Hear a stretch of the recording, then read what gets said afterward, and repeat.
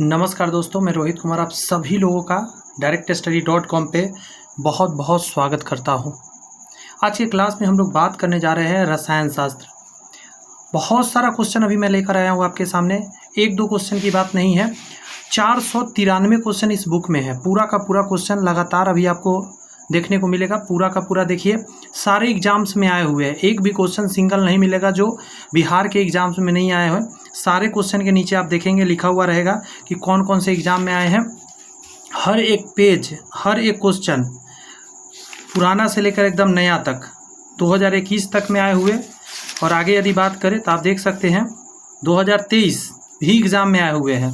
Question की संख्या बात करें तो ये रहा आपका लास्ट 493 क्वेश्चन है। इसमें मैं इसका PDF भी अपलोड करूंगा। ये सॉल्यूशन भी आप पढ़ेंगे, आपके लिए बहुत अच्छा रहेगा। इस बुक में बहुत सारे सॉल्यूशन दिए गए हैं। आप क्या करेंगे कि सारे सॉल्यूशंस बाद में आप मेहनत करके ज़रूर पढ़िएगा। PDF के लिए टेलीग्राम का लिंक डिस्क्रिप्शन में, वहाँ से आप ज्वाइन कर लीजिए। अगर आप ये बुक भी मंगाना चाहते हैं तो इसका भी मैंने एक लिंक आपको दे दिया है। आप जाकर ये लिंक से मंगा सकते हैं। डिस्क्रिप्शन में लिंक है, वहाँ से ये बुक अमेजोन से आ जाएगा आपके पास और डिस्काउंट उस पर मिल जाएगा। मैंने लिंक दिया है, उससे आप मंगा लीजिएगा। और ये बुक जो है बहुत महत्वपूर्ण किताब है आपके लिए, क्योंकि यहाँ पे सारे एग्जाम्स में आए हुए क्वेश्चन, हर एक एग्जाम में अभी तक बिहार में पूछे गए वो टोटल क्वेश्चन, बिहार सरकार के द्वारा लिया गया एग्जाम का ये सारे क्वेश्चन है। तो मैं सेशन शुरू कर रहा हूँ। आपको यदि सेशन अच्छा लगेगा तो आप लाइक कर सकते हैं, चैनल सब्सक्राइब करके बेल आइकन प्रेस कर सकते हैं, ताकि मैं वीडियो अपलोड करूँ तो आपको नोटिफिकेशन मिल जाए और आसानी से वीडियो आपको सारे आप तक मिल जाए। इसके जो अदर क्लासेज है वो मैं बताना भूल गया, वो आप जाके देख सकते हैं। मैंने ऑलरेडी क्लास करा दिया है। जब देखेंगे आप तो बिहार का सामान्य ज्ञान कितना महत्वपूर्ण होता है एग्जाम्स में, ये मैंने पूरा कंप्लीट एक वीडियो में कराया है। विविध अंतर्राष्ट्रीय और राष्ट्रीय घटना जो भी है, इसको मैंने एक वीडियो में करा दिया है। मैं एक काम करता हूँ, जो भी क्वेश्चंस करेंट अफेयर से रिलेटेड होते हैं उसका डाटा मैं सही कर देता हूँ। बहुत सारे क्वेश्चन इस बुक में गलत है, उस सारे को मैं सही करके लाता हूँ आपके बीच। आप उसके लिए निश्चिंत रहिएगा। खेलकूद, संयुक्त राष्ट्र संघ, अंतर्राष्ट्रीय जितने संगठन हो गए वो, महत्वपूर्ण दशक हो गए, वर्ष हो गए, दिवस हो गए, वो पुस्तक एवं लेखक हो गए, ये सारे एक वीडियो में आया था। 3rd क्लास में, 4th क्लास में पुरस्कार एवं सम्मान, विज्ञान एवं प्रौद्योगिकी आया था, आविष्कार एवं आविष्कारक आया था, कंप्यूटर एवं सूचना प्रौद्योगिकी आया था। ये सारे क्वेश्चन 4th नंबर वीडियो में आया था। और 5वां और 6ठा वीडियो था क्या चीज़ का, जीव विज्ञान का, क्योंकि बहुत ज़्यादा क्वेश्चन था इसमें, 643 क्वेश्चन था। लेकिन आज हम रसायन विज्ञान 493 एक ही क्लास में कंप्लीट करेंगे। उसके बाद भौतिक विज्ञान आपको मिलेगा 585 क्वेश्चन एक ही वीडियो, मतलब 2 वीडियो आपको आएगा, एक के बाद एक, ये आएगा उसके जस्ट बाद ये आएगा। तो चलिए शुरुआत करते हैं। आपका जो काम है आप करें, मेरा काम है जो मैं शुरू कर दिया हूँ। अगर आपको अच्छा लगे तो आप लाइक कर सकते हैं, नहीं तो कोई बड़ी बात नहीं है। वीडियो आपको समझ में आनी चाहिए, आपका काम होनी चाहिए। शुरू करते हैं। पहला प्रश्न सुनिएगा, गोबर गैस का मुख्य घटक क्या है? तो गोबर गैस आपको पता होना चाहिए, नेचुरल चीज़ों से बनता है, गोबर से बनता है, यानी उसमें मीथेन होगा। इसको CH4 बोलते हैं और 50 से 75% माना जाता है। नॉर्मली आपको क्वेश्चन आएगा एग्जाम में तो 60% के करीब आपको रहेगा, उसमें ऑप्शन दिया होता है। इसको टिक कर दीजिएगा। क्लियर है? आगे बढ़ता हूँ। जल में जैव रासायनिक ऑक्सीजन मांग, BOD बोलते हैं, बायोलॉजिकल ऑक्सीजन डिमांड, की अधिकतम मात्रा कितनी होनी चाहिए? आप याद रखिएगा, 3 मिलीग्राम प्रति लीटर होता है। 1 लीटर में 3 मिलीग्राम तक रहेगा, तब तक सही है, उससे ज़्यादा नहीं होनी चाहिए। आगे है एक AMU एटॉमिक मास यूनिट, इसका फुल फॉर्म क्या है? एटॉमिक मास यूनिट, यहाँ लिखा हुआ है हिंदी में परमाणविक द्रव्यमान इकाई, समतुल्य होता है। तो आपको पता होना चाहिए कितना होता है, 1.6735 इंटू 10⁻24 ग्राम होता है। आपको ये याद रखना होगा। कभी कभी इसको 1.66 भी लिखा जाता है, ऐसा नहीं लिख के लिखा रहेगा, 1.66 इंटू 10⁻24 ग्राम हो जाएगा। कभी कभी इसको केजी में बदल कर भी दे देगा, आपको ग्राम है ना, तो इसको केजी में बदल कर भी दे देगा। तो घबराने का कोई ज़रूरत नहीं है, आप उतना चेंज कर सकते हैं। तो याद रखिएगा कितना, 1.66 इंटू 10⁻24 ग्राम। आगे बढ़े। नेक्स्ट है, हीरा बहुत कठोर है जबकि ग्रेफाइट क्या है? तो बहुत ही कोमल है, बहुत नरम है। इसका क्योंकि क्या बोला जाता है, लाइन बन जाता है पेपर पे, इसीलिए इसका प्रयोग लिखने के रूप में करते हैं, स्नेहक के रूप में करते हैं। निर्जलीकरण में कौन वस्तुतः थोड़ा कम हो जाता है? तो आप याद रखिए, पानी तो कमता ही कमता है, साथ में आपका सोडियम क्लोराइड यानी नमक कम जाता है शरीर के अंदर, जिसको NaCl बोलते हैं। क्लियर है बात? इसकी कमी हो जाती है शरीर के अंदर। आगे आपका न्यूट्रॉन की खोज किसने करी थी? तो इसका ट्रिक मैं पहले भी क्लास में बताया हूँ, ईंट पर नाच, इस फॉर्मूला से आप निकाल सकते हैं। इसमें याद रखिएगा, ईंट पर नाच में एक जी भी आएगा, मतलब गोल ईंट पर नाच, ईंट पर नाच बट गोल ईंट पर नाच। अब देखिए कैसे होगा। इलेक्ट्रॉन का थॉमसन ने खोज किया है, प्रोटॉन का रदरफोर्ड ने नामकरण किया है, गोल्डस्टीन ने खोजा था, न्यूट्रॉन को चैडविक ने खोजा है। यहाँ पे क्या है? न्यूट्रॉन। तो आंसर क्या दीजिएगा? James Chadwick. इस फॉर्मूला से याद रहेगा, ट्रिक से। निम्नलिखित में से किसे ब्लैक लेड कहते हैं? तो ब्लैक लेड ग्रेफाइट को बोलते हैं, और ग्रेफाइट 6 नंबर पे आता है। एक तरह का कार्बन है ना, तो ये 6 नंबर पे आता है, परमाणु संख्या मैंने लिख दिया है यहाँ पे। और जस्ता जिंक, जिंक को क्या Zn से सूचित करते हैं, और ये 30 नंबर पे आता है। तो जिंक का 30 नंबर याद रखना है आपको। कोल हो गया, हीरा हो गया, ये सभी का कार्बन ही होगा, 6 नंबर में पीरियोडिक टेबल में आता है। ये सब इसके अपरूप है। समझ रहे हैं बात? बातें समझ में आनी चाहिए। रॉकेट के ईंधन में प्रयोग किए जाने वाला कृत्रिम रबर कौन सा है? तो रॉकेट के ईंधन में प्रयोग किया जाने वाला कृत्रिम ईंधन है आपका, समझिएगा इस क्वेश्चन को आप थोड़ा सा समझने की कोशिश करिए। इसका थायोकोल भी प्रयोग होता है, नियोप्रीन होता है। जब ये एग्जाम में आया था, थायोकोल ज़्यादा परफेक्ट आंसर देना सही रहेगा। इस बुक में नियोप्रीन दिया है, लेकिन जब नेट पे सर्च वगैरह करे मैंने, तो मुझे लगा थायोकोल ज़्यादा बड़ी। दोनों का वैसे प्रयोग होता है, आप दोनों को जान लीजिए। ज़्यादातर केस में ऑप्शन एक, इन दोनों में से कोई एक ही देगा। इसकी एग्जाम में दोनों दे दिया था। निम्नलिखित में से किसका अंतरान्विक यानी इंटरमोलिकुलर बल सबसे क्षीण होगा? तो देखिए, एक से ज़्यादा यौगिक रहता है वो मजबूत होता है, और हीलियम है अकेला है, इसका सबसे कमज़ोर होता है। क्लियर है बात? लोहे की परत पर किस धातु के गैल्वेनीकरण किया जाता है? तो आप लोग जानते होंगे, जिंक का किया जाता है। जिंक को जस्ता बोलते हैं। Al से एल्युमिनियम होता है, Mn से मैंगनीज होता है, और Mg लिखा रहेगा तो मैग्नीशियम होता है, ये मैंगनीज है। Ba से बैरियम होता है, ये 25 नंबर पे आता है।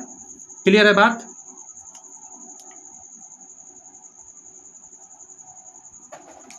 एक सेकंड दीजिए मेरे को जी। मैं ये कह रहा था, मैंगनीज जो होता है 25 नंबर पे आता है। परमाणु संख्या मैंगनीज का क्या है? 25 है। बैरियम का 56 है, 56 नंबर पे आता है। जिंक का बात किया, जस्ता 30 नंबर पे आता है, मैंने अभी पीछे भी बताया था। एल्युमिनियम 13 नंबर पे आता है। सुनेंगे तो धीरे धीरे आपको याद होगा, ये याद करना है। आंसर तो मैं बता ही दिया, जिंक होता है। लोहे की परत चढ़ाने के लिए, सिक्के यानी क्वाइंस बनाने में किस धातु का प्रयोग किया जाता है? तो मेनली कॉपर का प्रयोग किया जाता है। वैसे सिक्का आजकल जो आता है वो स्टील वगैरह का भी आता है, वैसे सिक्का में कॉपर का ही प्रयोग किया जाता था। 29 ये परमाणु संख्या मैंने सबका लिख दिया है। कॉपर कितना नंबर पे आता है? तांबा बोलते हैं इसको, 29 नंबर पे आता है। और लेड की बात करिएगा, लेड Pb ये आता है आपका 82 नंबर पर आता है। आगे Sn है, टीन आता है 50 नंबर पे। Zn जिंक है, ये 30 नंबर पे आता है। जिंक 30 पे है, टीन 50 नंबर पे है, लेड 82 नंबर पे है, कॉपर 29 नंबर पे। क्लियर हो रही है बात? नेक्स्ट है, निम्नलिखित में से कौन सा धातु नहीं है? तो सल्फर तो धातु नहीं है, यही आंसर हो जाएगा आपका। यहाँ पे क्या दिया है? आयरन। आयरन मतलब लोहा Fe, सल्फर मतलब S, कॉपर मतलब Cu, मरकरी मतलब Hg। आंसर तो मैंने सल्फर बता दिया। अब देखिए जरा, कॉपर मैंने ऊपर बताया अभी कितना 29 नंबर पे आता है, बार बार सुनेंगे याद हो जाएगा। मरकरी 80 नंबर पे आता है, मरकरी 80 नंबर पर आता है। सल्फर S 16 नंबर पर मात्र आता है। 17 नंबर पे क्लोरीन है, तो सल्फर के बाद क्लोरीन होता है, तो याद रखिएगा सल्फर के बाद क्लोरीन होता है 17 नंबर पे। आयरन क्या है? Fe 26 नंबर पे आता है। आयरन कितना? 26 नंबर पे आता है। एक इलेक्ट्रॉन का द्रव्यमान AMU एटॉमिक मास यूनिट में है, तो याद रखना है डायरेक्ट इस डाटा को। एक इलेक्ट्रॉन का द्रव्यमान कितना? 0.0000055। बहुत आसान है याद रखना, 00055। आगे है, मानव निर्मित तत्व कौन सा है? तो प्लूटोनियम मानव ने बनाया है। प्लूटोनियम को मानव बनाया। थोरियम हो गया, रेडियम हो गया, और यूरेनियम 235 हो गया। यह सब नेचुरली बना हुआ है। और रेडियम का खोज मैडम क्यूरी ने किया था, बहुत इंपॉर्टेंट है। निम्नलिखित में से किस में सर्वाधिक नाइट्रोजन होते हैं? तो सर्वाधिक नाइट्रोजन यूरिया के अंदर है। ये सारे अमोनियम सल्फेट हो गए, यूरिया हो गया, सोडियम क्लोराइड हो गया, सोडियम नाइट्रेट हो गया। यूरिया जिसको H2N कॉन H2 से याद रखिएगा, ये ट्रिक काम करिएगा, काम करता है H2N कॉन H2। ये याद रखने का बहुत आसान तरीका है यूरिया का। और यूरिया जो है सबसे पहले बोहलर ने बनाया था प्रयोगशाला में, अकार्बनिक पदार्थ से कार्बनिक यूरिया को बनाया गया था। पहली बार लैब में यही यूरिया ही बना था, समझे। बाद में अमोनिया वगैरह बना था, तो याद रखिए सबसे पहले बोहलर ने बनाया था। आगे है क्वेश्चन, ऐसा पूछा हुआ है एग्जाम में। नेक्स्ट है जिप्सम का प्रयोग उस मृदा में किया जाता है जो लवणीय होता है। लवणीय मृदा में जिप्सम का प्रयोग होता है। और एक और चीज़ बात है, क्षारीय मृदा में कैल्शियम ऑक्साइड भी करते हैं, लेकिन जिप्सम इसमें भी कर सकते हैं प्रयोग, ऐसा नहीं कि इसमें नहीं होगा। ठीक है, एक और बात जानिएगा जरा, यहाँ समझने की ये बात है कि अम्लीय अगर मिश्रण है, अम्लीय मिश्रण है तो क्या करेंगे, अम्ल को हटाना है। रुक जाइएगा जरा, एक सेकेंड, कुछ गड़बड़ हो रहा है। देखिए पहले एक चीज़ जानिए, जो भी पेड़ पौधा के अवशेष होते हैं, मतलब जैविक खाद होते हैं, पेड़ पौधा के अवशेष, वो अम्लीय होते हैं, मतलब अम्लीय टाइप का होते हैं वो। तो क्षारीय जब मृदा है तो उसका प्रयोग आप कर सकते हैं, ठीक है। लेकिन यहाँ क्या बात कर रहा है आपको, मैं क्या बोल रहा था यहाँ पे, रुक जाइए मैं यहाँ पे बता देता हूँ। अगर कार्बनिक का पर है, देखिए पौधा का अवशेष जो का कार्बनिक चीज़ का प्रयोग करिएगा तो क्षारीय में कर दीजिए। ये एसिडिक होता है ना, तो एसिडिक इससे रिएक्ट करके वो हो जाएगा न्यूट्रल। और अम्लीय का प्रयोग कहाँ कर दीजिएगा, तो CaO कर दीजिएगा अम्लीय मृदा में। किसका प्रयोग, CaO, कैल्शियम ऑक्साइड का कर सकते हैं, या जिप्सम का यहाँ भी प्रयोग कर सकते हैं। वैसे जिप्सम मेनली कहाँ जाता है पता है, लवणीय में ही जाता है। आगे आपका फोटोग्राफ के प्लेटों को काले कागज़ से क्यों ढका जाता है, क्योंकि इस पर सिल्वर ब्रोमाइड लगा रहता है और प्लेट पर फैला हुआ सिल्वर ब्रोमाइड प्रकाश के प्रति अत्यंत संवेदनशील होता है और काला कागज प्रकाश में उसके संपर्क को रोकता है, वरना वो रिएक्ट कर जाएगा, इसीलिए। अगला है आवर्त सारणी में वर्ग 1 के तत्व को क्या नाम दिया गया, तो उसको क्षार धातु बोलते हैं, समझे। वर्ग 1 वाला को क्षार धातु, और वर्ग 2 जो होता है उसको मृदा क्षार धातु बोलते हैं, उसमें मृदा सिप लग जाता है। अगला आपका KClO3 पोटेशियम क्लोरेट की कितनी मात्रा को गर्म करके उतनी ही ऑक्सीजन की प्राप्त हो जितनी ऑक्सीजन शुद्ध कार्बन के 12 ग्राम जलाने के लिए आवश्यक होती है। तो ये तो न्यूमेरिकल से फिलहाल आंसर जान लीजिए, KClO3 के 91.66 ग्राम आंसर होगा। अगर आप जानते तो बनाइएगा, वरना इसका मैं बाद में न्यूमेरिकल्स वगैरह लाऊंगा वीडियो, उसमें करवा दूंगा। अगला कर रहा है एल्केनों का प्रतिनिधित्व करने वाला सामान्य सूत्र क्या है, तो एल्केन, एल्कीन और एल्काइन 3 तरह का होता है, तो तीनों जान लीजिए जरा। एल्केन का होता है CnH2n+2, इसमें से -2 करिए तो क्या हो जाएगा, CnH2n वाला 2 हट जाएगा, तो ये हो जाएगा एल्कीन का। इसमें और 2 माइनस करिए तो क्या हो जाएगा, CnH2n और -2 हो जाएगा, ये एल्काइन का हो जाएगा। तो तीनों सूत्र पूछ सकता है, मैंने तीनों आपको बता दिया। आगे आपका प्राकृतिक क्लोरीन में क्लोरीन के 2 समस्थानिक 35 क्लोरीन होता है, एक 75.5% एवं 37 क्लोरीन होता है 24.5% प्राप्त होते हैं। प्राकृतिक क्लोरीन के औसत परमाणु भार का गणना करिएगा तो 35 क्या आएगा, 449 बोलते हैं, या इसी को कभी कभी लिखा हुआ रहता है 35.50, समझे, ये भी लिखा हुआ मिल सकता है, कोई दिक्कत की बात नहीं है। आगे बात करें तो करें खाद्य संरक्षण फूड प्रोसेसिंग हेतु प्रयुक्त किया जाता है। यहाँ क्या करना है, संरक्षण करना, मतलब स्टोरेज करना है, लंबे समय तक आपको चलाना है। तो आप डालेंगे बेंजोइक एसिड। बेंजोइक एसिड जब आप डाल देंगे तो वो खाना जल्दी ख़राब नहीं होगा, ठीक है। मेनली यही खाना में डाला रहता है। सॉस वगैरह में आप देखते होंगे बहुत दिन तक आप रखते हैं घर में, खुला सॉस रख रहे हैं, किसी तरह रख रहे हैं, लेकिन ख़राब नहीं होता, पिल्लू लगने नहीं देता है। सर्वाधिक क्रियाशील हैलोजन कौन सा है, तो फ्लोरीन। फ्लोरीन जो है F सबसे ज़्यादा क्रियाशील है, इसका ऑक्सीकरण संख्या हमेशा -1 होता है, याद रखिएगा। एक और बात, फ्लोरीन 9 नंबर पे आता है, परमाणु संख्या 9 है फ्लोरीन का। ब्रोमीन का 35 है, आयोडीन का 53 है, और ब्रोमीन आयोडीन उल्टा है एक दूसरे का, इसलिए याद रखिएगा। देखिए 5 3 है और 3 5 है, तो ब्रोमीन और आयोडीन याद रखिएगा। और क्लोरीन 17 नंबर पे आता है, याद रखिए। ये सभी जो है हैलोजन तत्व कहलाता है। फ्लोरीन सबसे ज़्यादा रिएक्टिव है, विद्युत ऋणात्मक है, ये सबसे खतरनाक वाला। अगला है प्राकृतिक रबर का बहुलक। प्राकृतिक रबर का बहुलक किसको बोलते हैं, तो आइसोप्रीन को बोलते हैं, याद रखिएगा। इसमें आंसर बुक में गलत है बहुत सारा, मैंने उसको सही कर दिया है, ठीक है, तो घबराइएगा नहीं, ये सब गलत था आंसर, तो आइसोप्रीन हो जाएगा, ठीक है। प्राकृतिक रबर का, मेरे को मेहनत कितना लगता है आप नहीं जानते हैं, 5-5 घंटा 10-10 घंटा तक मैं मेहनत करा हूँ एक ये सब क्वेश्चन में, तो समझिए कैसे। अब ये क्वेश्चन है, इसका आंसर आइसोप्रीन होगा, तो मैंने क्या करा, इसको निकालना मैंने बिहार SSC स्टेनोग्राफर परीक्षा 27/8/2006 का निकाला मैंने नेट से जाकर, और उससे मैच कराया, ठीक। उसका फिर आंसर की गया, आंसर से देखा, फिर आइडिया लगेगा। दूसरा गूगल पे सर्च करके भी मैं वेरीफाई करता हूँ आंसर को कि कोई गड़बड़ सरबर ना हो, क्योंकि आंसर गड़बड़ हो जाएगा तो काम खराब हो जाएगा। तो याद रखिए इसका आइसोप्रीन होता है। आगे बढ़िए। अगला आपका गो दूध में पीलेपन का कारण क्या होता है? पीला कैरोटीन के कारण होता है। गाजर हो गया, पपीता हो गया, इन सभी में कैरोटीन के कारण पीलापन होता है। अगला आप बात करें लैक्टिक एसिड, दूध को क्या करता है? जमने में मदद करता है, दही बनता है। पायरुवेट एसिड की बात करिएगा, नॉर्मली एसिड का काम करता है, शरीर के अंदर भी है, हानिकारक पैदा करता है। वायुमंडल में सर्वाधिक कौन सी गैस है? तो सबसे ज़्यादा नाइट्रोजन है, 78%। पूछा जाता है ये जो हानिकारक गैस है, तो जी नहीं, हानिकारक गैस नहीं है। नाइट्रोजन के बारे में कहा जाता है कि क्या ये जितने भी प्रोसेसिंग फूड होते हैं, जंक फूड होते हैं, उसको पैकेजिंग करने में यूज होता है, तो जी हाँ होता है। नाइट्रोजन लिक्विड का प्रयोग क्या सीमेन रखने में प्रयोग होता है, मतलब मेल गैमीट रखने में प्रयोग होता है जानवरों का या मनुष्य का, जिसका भी, तो जी हाँ प्रयोग होता है। तो ये सब याद रखिएगा। इसका टेम्परेचर माइनस में 200 डिग्री से भी ज़्यादा होता है, बहुत ज़्यादा माइनस में टेम्परेचर होता है। नाइट्रोजन जो होता है 78% वातावरण में है गैसीय अवस्था में, ऑक्सीजन 21% वातावरण में है, कार्बन डाइऑक्साइड 0.03% है, और हीलियम की बात किया तो 1% या उससे कम भी है। तो इसका आंसर क्या हो जाएगा? नाइट्रोजन सबसे ज़्यादा यही है वातावरण में। साधारण नमक का रासायनिक नाम क्या है? तो हम लोग जानते हैं सोडियम क्लोराइड है, NaCl है। समुद्र के पानी को वाष्पीकृत करके इसको प्राप्त किया जाता है नॉर्मली। स्टोरेज बैटरी, जो भी नॉर्मल बैटरी रखते हैं, स्टोरेज बैटरी में कौन सा पदार्थ का प्रयोग होता है? तो लेड एसिड बैटरी इसको बोलते हैं, एसिड का और लेड का प्रयोग होता है, मतलब सीसा आंसर हो जाएगा। एसिड में कौन सा? H2SO4 प्रयोग होता है इलेक्ट्रोलाइट के जगह पे। विद्युत अपघट्ट के जगह पे प्रयोग होता है इलेक्ट्रोलाइट के जैसा। क्लियर हो रही है बात ना? समझ में आनी चाहिए बातें। यहाँ से डायरेक्ट क्वेश्चन एग्जाम में टकराएगा, बढ़िया से बना के आइएगा, अपनी चिंत रहिएगा। निम्नलिखित में से कौन नॉन फेरस धातु नहीं है? नॉन फेरस धातु नहीं है, तो देखिए कोबाल्ट हो गया, निकल हो गया, एक सेकेंड दीजिएगा,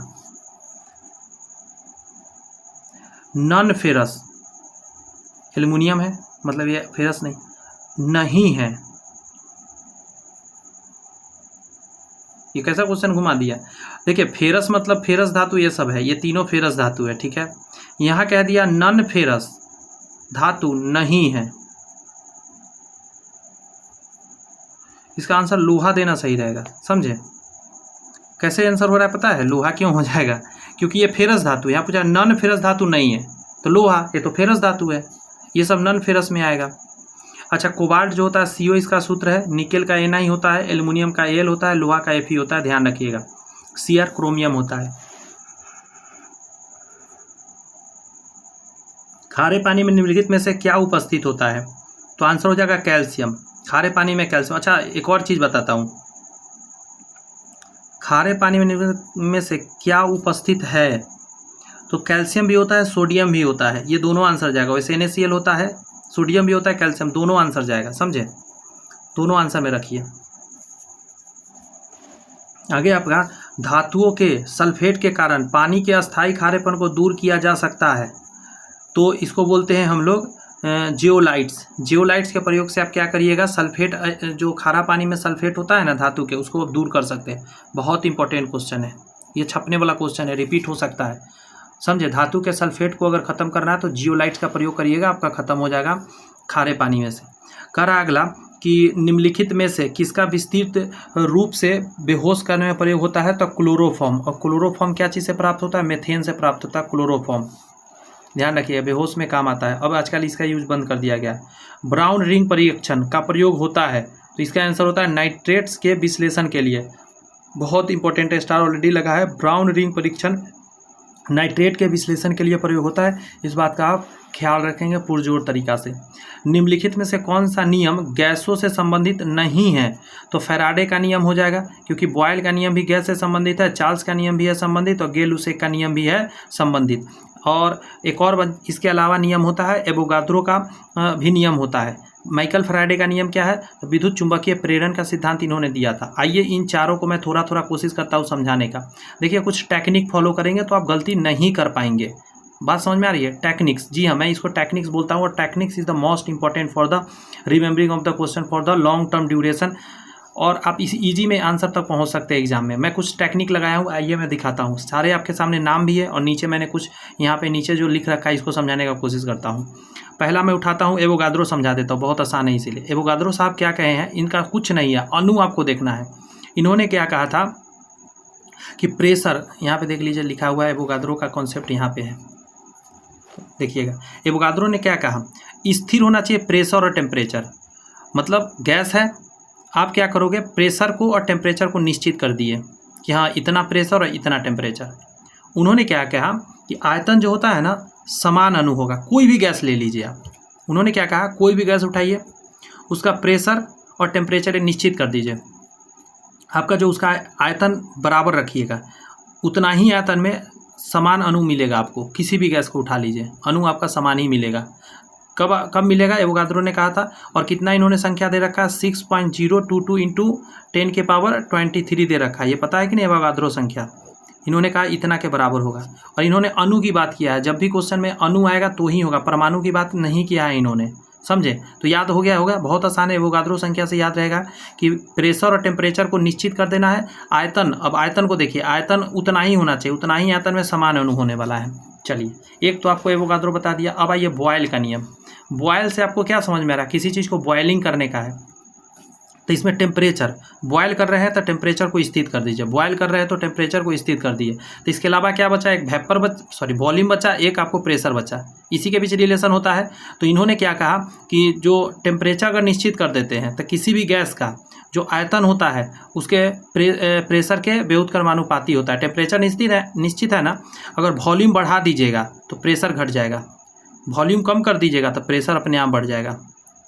बात समझिएगा, वॉल्यूम को कम कर रहे हैं। वॉल्यूम कम करने का मतलब पहले पूरा एक बाल्टी के अंदर, मतलब एक बकेट के अंदर डाला हुआ था गैस, आप उसके वॉल्यूम को कम करिए। अब वॉल्यूम कम कर रहे हैं मतलब आप दबा रहे हैं उस गैस को, टेम्परेचर निश्चित, दबा रहे हैं तो प्रेशर बढ़ेगा। ये बॉयल का नियम ने कहा था, समझे? या आप प्रेशर को बढ़ा रहे हैं तो वॉल्यूम अपने आप बढ़ेगा, समझे? अगर आप प्रेशर बढ़ा रहे हैं तो आपको पता है जो बलून होता है उसके अंदर गैस भरा है, आप प्रेशर बढ़ाइएगा तो बलून फैलेगा। वही बात इन्होंने कहा, टेम्परेचर क्योंकि कांस्टेंट कर रखे हैं आप, तो बॉयल का नियम है। उसके बाद चार्ल्स का नियम है। चार्ल्स ने क्या कहा चार्ल्स नियम में?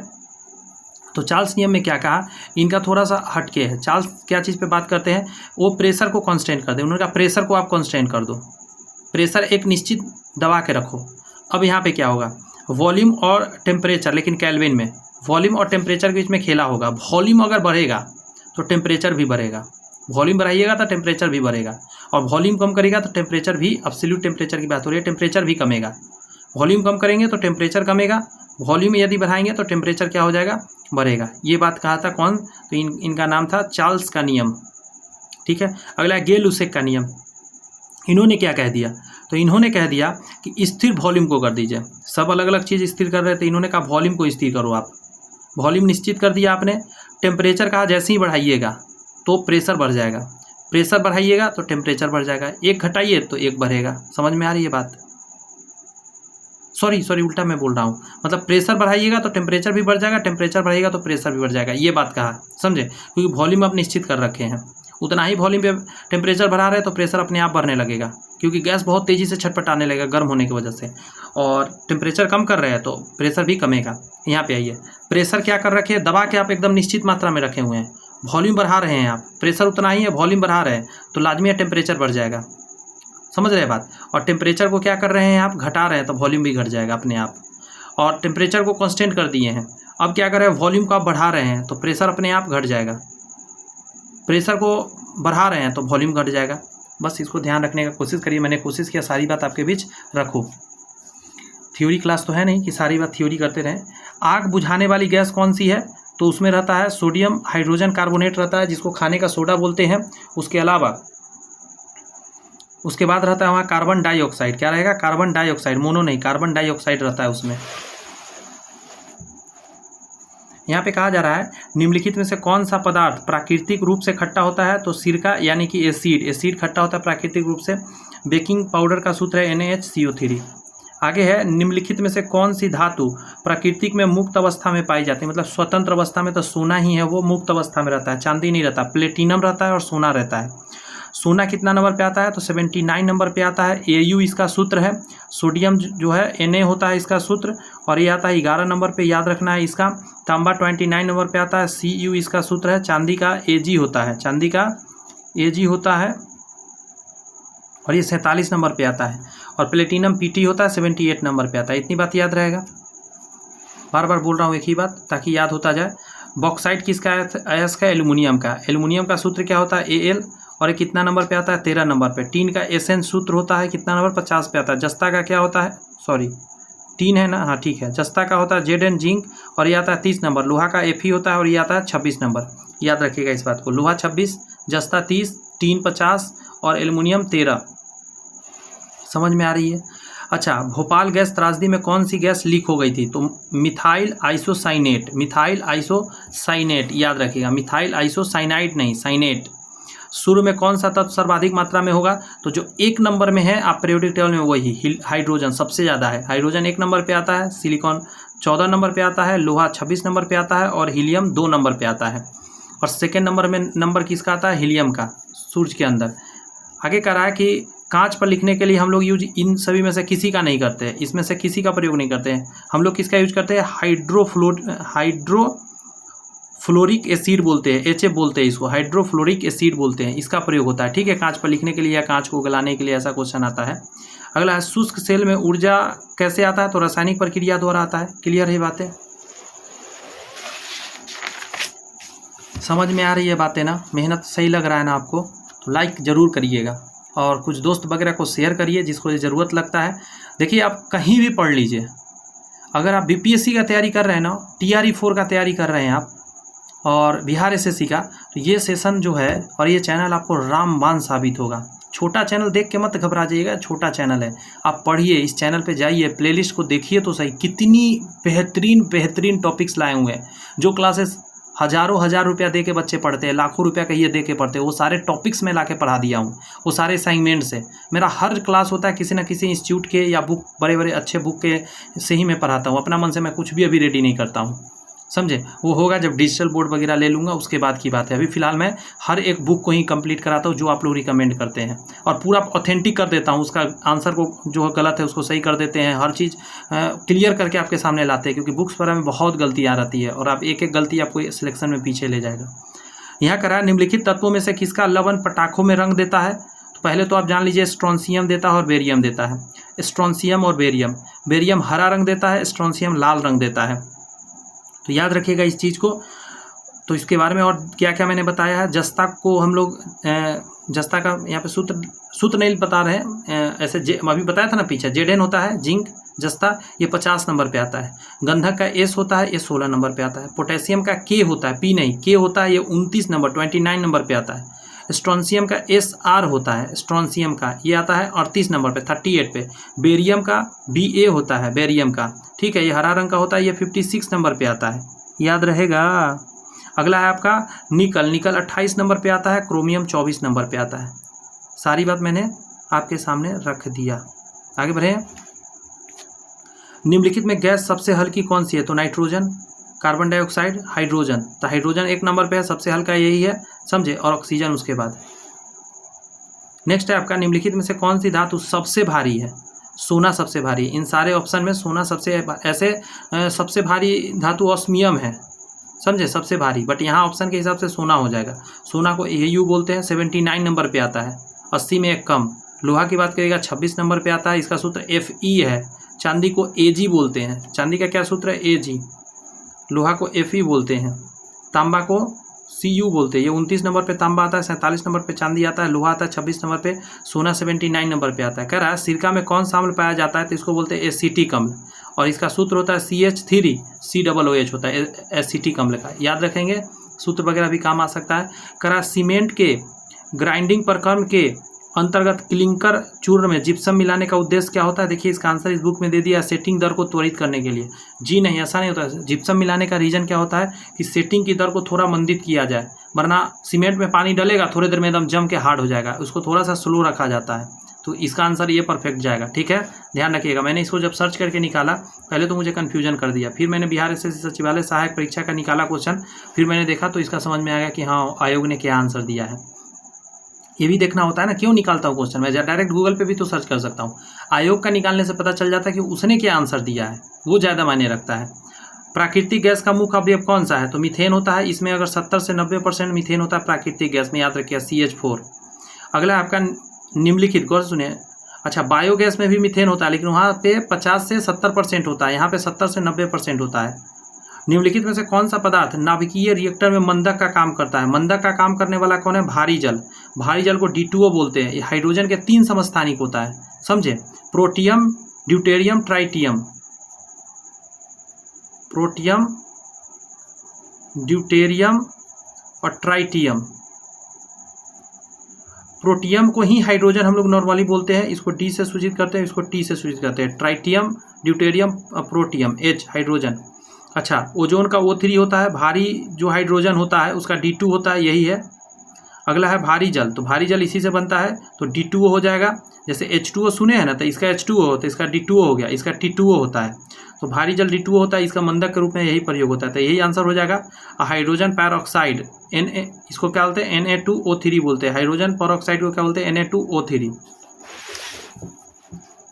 यहाँ पे कह रहा है आपका अधातुएं सामान्यतः विद्युत की कुचालक होती है, परंतु ग्रेफाइट विद्युत का सुचालक है, क्योंकि, गौर से सुनिए, अधातुएं सामान्यतः विद्युत की कुचालक और ग्रेफाइट सुचालक होता है क्योंकि इसमें शिथिलताबद्ध इलेक्ट्रॉन होते हैं। मतलब इसके अंदर ऐसा होता है, इलेक्ट्रॉन आपको मिल जाते हैं। और सबसे बड़ी बात है, जैसे ही खुला इलेक्ट्रॉन मिलेगा तो आपको इलेक्ट्रॉन में बिजली तो गुजर ही जाएगा।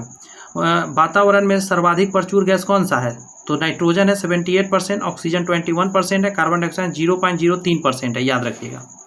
अगला आपका कि भोपाल गैस त्रासदी के लिए कौन सी बहुराष्ट्रीय कंपनी जिम्मेदार थी, तो 2 से 3 दिसंबर 1984 को हुआ था। यूनियन कार्बाइड कंपनी था। मिथाइल आइसोसाइनेट, इसमें साइनेट ट होगा, इस मिथाइल आइसोसाइनेट जो है गैस रिसाव किया था। निम्नलिखित में से कौन सी एक महत्वपूर्ण हरित गैस है, तो कार्बन डाइऑक्साइड हो जाता है, CO2 हरित गैस के अंतर्गत आता है। क्लियर है।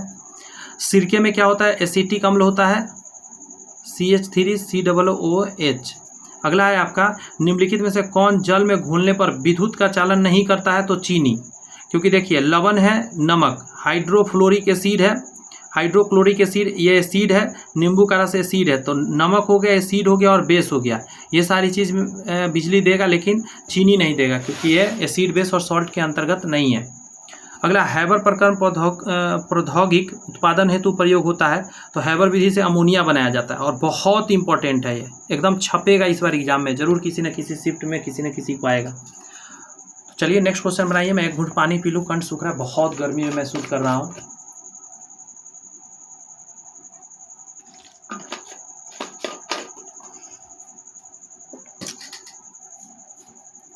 यहाँ पे कहा रहा है कौन सा अम्ल कार्बन को घोल सकता है, सॉरी कांच को घोल सकता है, तो हाइड्रोफ्लोरिक अम्ल घोल सकता है। इसीलिए इसी से इसमें डिजाइन करने का काम किया जाता है, निकलता है। HF इसका सूत्र होता है, hydrogen fluoride, sorry hydrofluoric acid. ब्रह्मांड में सर्वाधिक पाया जाने वाला तत्व कौन सा है, पूरे ब्रह्मांड में सबसे ज़्यादा क्या हो जाएगा, तो हाइड्रोजन हो जाएगा। ठीक है, हाइड्रोजन 1 नंबर पे आता है, ऑक्सीजन 8 नंबर पे आता है पीरियोडिक टेबल में। परमाणु संख्या इसका है, कार्बन का 6 है, नाइट्रोजन 7 नंबर पे आता है। ये सब पता आई थिंक होगा ही आपको। वह पदार्थ जो ठोस के रूप में द्रव अवस्था से कम घनत्व वाले होते हैं, जल। वह जब ठोस के रूप में द्रव अवस्था से कम घनत्व में होते हैं, जल। ठोस में घनत्व कम जाता है, इसीलिए बर्फ तैरने लग जाता है पानी पर। और सबसे अधिक आघात वर्धनीय धातु कौन सा है, जिसको पीट पीट के आप सबसे चौड़ा लंबा कर सकते हैं, फैला सकते हैं, तो सोना है। समझे, तन्यता का गुण भी सबसे ज़्यादा इसमें। तन्यता मतलब खींच कर तार बना सकते हैं, और आघात वर्धनीय मतलब चादर बना सकते हैं। तो सबसे पतला इसका पन्नी बनाया जा सकता है, पतला। 79 नंबर पे आता है ये परमाणु संख्या। प्लेटिनम की बात करिएगा 78 नंबर पे आता है, लोहा 26 नंबर, चांदी 47 नंबर। अगला है निम्नलिखित से कौन सी गैस सूर्य में प्रमुख है, तो सूर्य में सबसे ज़्यादा हाइड्रोजन होगा। समझे, ये 1 नंबर पे H होता है, इसका सूत्र हीलियम का He होता है, 2 नंबर पे आता है, नाइट्रोजन का N 7 नंबर पे आता है, ऑक्सीजन O 8 नंबर पे आता है। वातावरण में रासायनिक निष्क्रिय गैस उपस्थित है, वातावरण में रासायनिक निष्क्रिय गैस उपस्थित है, तो इसको आर्गन बोलते हैं। नाइट्रोजन नहीं है, जल वाष्प नहीं है, ऑक्सीजन नहीं, आर्गन क्या है, देखिए हीलियम, नियन, आर्गन, क्रिप्टन, जेनन, रेडन, ये छः जो है ये 18 वर्ग के तत्व है। समझे, 18 नंबर वाला सबसे लास्ट कॉलम में है, और ये अक्रिय गैस है। अगला है आपका एक तत्व जो प्राकृतिक में नहीं मिलता परंतु एक कृत्रिम रूप से बनाया जा सकता है, प्लूटोनियम है। PU सूत्र इसका 94 नंबर पे आता है, प्लूटोनियम। अगला है होरियम, होरियम जो सॉरी थोरियम होना चाहिए, होरियम क्या होता है, थोरियम होगा TH 90 नंबर पे आता है, रेडियम RA 88 नंबर पे आता है, परमाणु संख्या है यूरेनियम U का 92 नंबर पे आता है। आगे आपका निम्नलिखित में से कौन सा सीमेंट का प्रमुख अवयव है, तो चूना पत्थर बोलते हैं, इसको लाइम स्टोन बोलते हैं। चूना पत्थर ही मेन है जो सीमेंट जिसका बनता है। अगला है निम्नलिखित में से कौन सा एक गर्म करने पर सर्वाधिक फैल जाएगा, तो हवा से ज़्यादा क्या ही, गैस से ज़्यादा क्या ही फैल सकता है, अगला आपका उस धातु को पहचानिए जिसकी प्राकृतिक विषैली नहीं है, तो ये हो जाएगा आपका स्वर्ण। सोना विषैला नहीं है, AU 79 नंबर पे आता है। कोबाल्ट विषैला है, 27 नंबर पे आता है। कैडमियम भी विषैला है, ये CD इसका सूत्र है, 48 नंबर पे आता है। क्रोमियम CR है, 24 नंबर पे। सभी विषैला है। आप कहेगा तो ये सबको मिलाकर जो बनता है स्टेनलेस स्टील वो विषैला क्यों नहीं है, तो रिएक्ट करके कुछ और बन जाता है, इसीलिए ऐसा हुआ कहा जाता है, समझे। अगला प्रश्न पे ये कह रहा है निम्नलिखित में से कौन सा परमाणु संरचना के सिद्धांत से संबंधित नहीं थे, तो मैडम क्यूरी, ये रेडियम से संबंधित थे, ये अलग ही थे, रेडियो एक्टिव पदार्थ से संबंधित। जॉन डाल्टन हो गए, अर्नेस्ट रदरफोर्ड हो गए, नील हेनरी, डेविड बोहर हो गए, ये सभी परमाणु संरचना से संबंधित है। आगे आपका इस धातु के यौगिक कुछ शीशों तथा साबुन दोनों के घटक होते हैं पोटेशियम के, इसका सूत्र है। और ये जो पोटेशियम होता है ये शीशा हो गया और साबुन हो गया, दोनों में आपको मिल जाएगा। इस तत्व का परमाणु भार मानक के रूप में लिया जाता है, तो कार्बन का लिया जाता है, कार्बन 6 होता है और इसी का लिया जाता है। आगे है आपका, और कार्बन 14 का प्रयोग क्या चीज़ में किया जाता है बताइए, उसका प्रयोग किया जाता है आपका जीवाश्म का उम्र पता करने में, लकड़ी उकड़ी पुराने चीज़ों का। हाइड्रोजन के समस्थानिक की संख्या कितनी है, 3 है। अभी मैंने लिख के भी बताया था, क्या क्या बताया था, प्रोटियम, ड्यूटेरियम, ट्राइटियम, तीनों। अगला है आपका pinch blade. Pinch blade uranium का है और बहुत ज़्यादा इंपॉर्टेंट है, बहुत ज़्यादा रिपीटेबल क्वेश्चन है, एग्जाम में हमेशा रिपीट करता है। मिश्र धातु एल्युमिनियम ब्रॉन्ज में उच्चतम अनुपात में स्थित तत्व है, तो तांबा होता है। एल्युमिनियम नाम है एल्युमिनियम ब्रॉन्ज, लेकिन तांबा इसमें होता है 90% के करीब इसमें होता है। अगला है अकार्बनिक यौगिकों से संश्लेषित प्रथम कार्बनिक यौगिक क्या था, यूरिया, मैंने कुछ देर पहले बताया। और ये 1828 का बात है, 1828 में बोहलर ने इसको खोज दिया था। बर्जिलियस का ही स्टूडेंट था। बर्जिलियस कहता था जीवन शक्ति का सिद्धांत होता है कि एक जितने भी जीवित चीज़ है उसके अंदर पौधा वगैरह में एक विशेष प्राकृतिक क्रियाकलाप होता है जिससे ये निर्माण होता है, मतलब कार्बनिक पदार्थ का निर्माण लैब में संभव नहीं है, ऐसा मानते थे बर्जिलियस। उन्हीं का स्टूडेंट मिल गया बोहलर, और गुरु घोर चिलाचीनी वाला हाल कर दिया। अगला है, जब मैं बता दूं आपको, आज तो मैं सरकारी नौकरी में हूं, लेकिन ये खास बात है, मैं सरकारी नौकरी में नहीं था, लेकिन मेरे स्टूडेंट सरकारी नौकरी कर लेते थे, मेरे से नहीं हुआ था उस समय। तो क्या हुआ था उस समय, यही बच्चा कहता था गुरु गोर अचेला चीनी हो गया, तो वही बात है। लेकिन मैं भी जॉब ले लिया, जिद करेंगे तो जॉब ले लेंगे। और अभी तीसरा जॉब पे मैं हूँ, जी हाँ, तीसरा सरकारी नौकरी पर हूँ, और ऊपर वाला की कृपा से बहुत जल्द चौथा होने वाला है। तो कहने का मतलब क्या है, मेहनत करना पड़ता है। अगला है बुर्ज अभिक्रिया, इसे प्राप्त करने हेतु प्रयोग किया जाता है, तो एल्केन, एल्केन CnH2n+2 एल्केन के लिए, समझे। आगे कह रहा है कि सिरके का pH लगभग कितना होता है, तो 3 मार सकते हैं आंसर ऑप्शन के हिसाब से। वैसे 2.5 से 3.5 के बीच सिरका का होता है, ये न्यूट्रल है, ये शुद्ध जल का होता है pH मान। अगला है ग्लिसरॉल में प्राथमिक एल्कोहलिक समूह की संख्या कितनी होती है, 2 होती है, याद रखिए। अगला है आपका कि किस कोयले में कार्बन की मात्रा अधिकतम होती है, तो सबसे ज़्यादा एंथ्रासाइट में होती है, 90% से भी ऊपर होता है एंथ्रासाइट में। और भूरा कोयला किसको बोलते हैं, ये भूरा कलर का होता है, ये पूछा जाता है, एग्जाम में आया हुआ क्वेश्चन है कि भूरा कलर का है तो बिटुमीन, समझे। बिटुमीन नहीं, लिग्नाइट, सॉरी, लिग्नाइट को है भूरा कहा जाता है, समझे। लिग्नाइट भूरा रंग का होता है, 60 से 70% कार्बन होता है, पीट में 60% से कम होता है। ये कोयला बनने की पहली प्रक्रिया में है, ये कोयला भी बनने को ही था। अगला बिटुमिनस, इसमें 80% से 90% तक कार्बन होता है। अगला है निम्नलिखित में से कौन रासायनिक प्रक्रिया का उदाहरण है, तो मोमबत्ती का जलना। बात समझ में आ रहा है, मोमबत्ती जल रहा है तो रासायनिक क्रिया हो रहा है, मतलब फिजिकल चेंज हो रहा है, सॉरी केमिकल चेंज हो रहा है। लेकिन यही मोमबत्ती पिघल रहा है तो वो क्या हो रहा है, फिजिकल चेंज है, और ये केमिकल चेंज है, समझना है इस चीज़ को।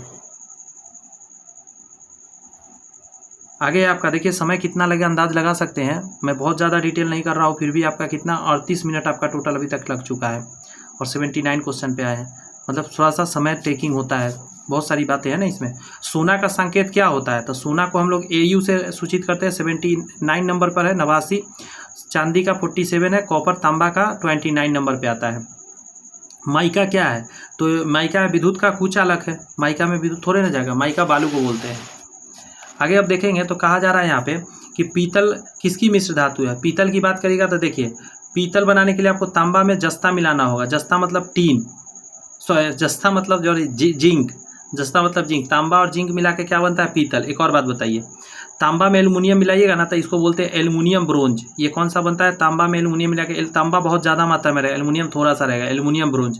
अच्छा, तांबा में टीन मिलाएंगे तो ब्रोंज बनता है, जिसको जस्ता बोलते हैं। नहीं, जस्ता नहीं बोलते, ब्रोंज को क्या बोलते हैं? कांस, कांस से बोलते हैं, ठीक है। कांस आप सुने होंगे, कांस की मूर्तियाँ, तो ये ब्रोंज, तांबा और टीन मिलकर बना हुआ होता है, ठीक है। और तांबा और जस्ता मिलता है। अच्छा, जस्ता 30 नंबर पे आता है, Zn सूत्र होता है एल्युमिनियम, Al सूत्र होता है 13 नंबर पे आता है, टीन का Sn सूत्र होता है, Sn टीन का, और ये 50 नंबर पे आता है तांबा, Cu सूत्र होता है 29 नंबर पे आता है।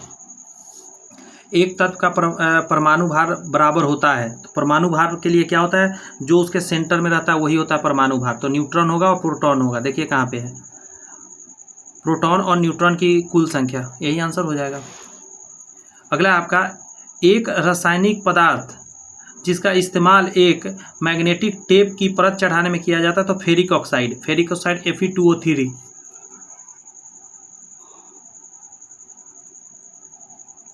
आगे है क्रोमियम सल्फेट, तो Cr2SO4 का हॉल थ्राइस होता है।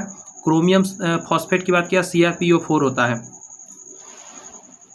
यहाँ देखिए, सोने के आभूषण बनाने समय इनमें मिलाया जाता है, तो सोना के आभूषण में तांबा मिलाया जाता है, ये ध्यान रखिए। तांबा 29 नंबर पे आता है। कॉपर प्लेटिनम की बात करिएगा, Pt होता है इसका सूत्र, 78 नंबर पे आता है। पारा Hg होता है, प्लेटिनम का Pt होता है, पारा का Hg होता है, एल्युमिनियम का Al होता है, तांबा का Cu होता है। 80 नंबर पे पारा आता है Hg, mercury aluminium Al 13 number पे आता है। आतिशबाजी में हरा रंग, मैं कुछ देर पहले बताया था, तो हरा रंग के लिए आपको बेरियम का इस्तेमाल करना होगा। बेरियम को Ba बोलते हैं, 56 नंबर पे आता है। सोडियम को Na बोलते हैं, 11 नंबर पे आता है। मैग्नीशियम की बात की Mg करिएगा 12 नंबर पे। स्ट्रोंशियम की बात किया, लाल रंग ये देता है, और ये आता है आपका 38 नंबर पे आता है, और Sr सूत्र होता है। स्ट्रोंशियम का सूत्र Sr होता है, 38 नंबर पे आता है। बेरियम हरा रंग देता है और लाल रंग देता है स्ट्रोंशियम। वो जो अनार वगैरह हम लोग जलाते हैं तो उसमें कलर निकलता है ना, यही सब डाला हुआ रहता है। इनमें से कौन सी बेसेस की विशेषता नहीं है? तो देखिए, लिटमस लाल नहीं करेगा, एसिड करता है लाल लिटमस। ये सारे विशेषताएं पढ़ लीजिए, ये सब बेस का विशेषता है।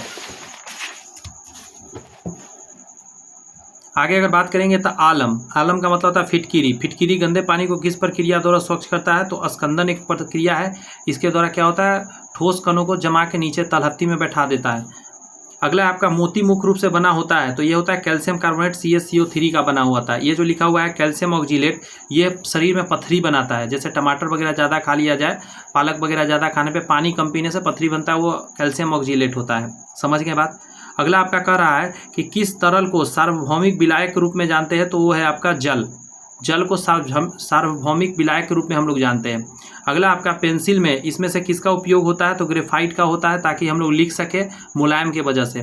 नॉन स्टिक खाना बनाने के बर्तन में प्लास्टिक का प्रयोग होता है, उसका नाम है टेफ्लॉन। ये एक तरह का प्लास्टिक ही है, ध्यान रखिएगा। अगला हवा एयर, हवा एयर, तो ये मिश्रण है, बहुत सारे गैसों का मिश्रण है, कोई नियम तो है नहीं। अगला आपका लोहे का गैल्वेनाइज कलई करने के लिए किस धातु का प्रयोग किया जाता है? तो प्रयोग में हम लोग लाते हैं जिंक का, समझे, जिंक मतलब जस्ता का। 30 नंबर, ये रिएक्शन कम करता है वातावरण से, जंग नहीं लगता है। लेड 82 नंबर पे आता है। तांबा, लेड का सूत्र क्या है? Pb, लेड का सूत्र Pb है। तांबा को Cu बोलते हैं, 29 नंबर पे आता है। एल्युमिनियम को Al बोलते हैं, 13 नंबर पे आता है। क्लियर है? अगला है, इनमें से कौन हरित गैस है? तो हरित मीथेन है। इसके अलावा क्या होगा? CO2 हो गया, जल वाष्प हो गया। इसके अलावा क्या हो गया? जल वाष्प हो गया। ये भी बहुत ज़्यादा मात्रा में क्या करता है? गर्मी पैदा करता है। ग्रीन हाउस का मतलब होता है गर्म करने वाला।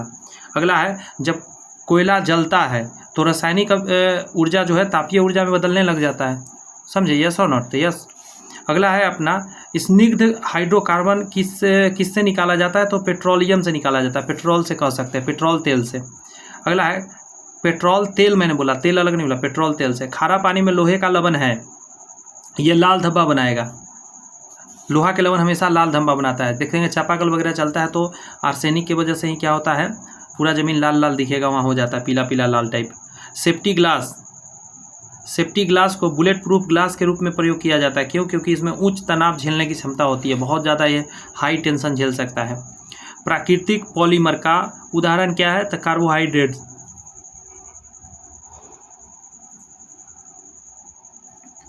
समझे, कार्बोहाइड्रेट्स आंसर हो जाएगा।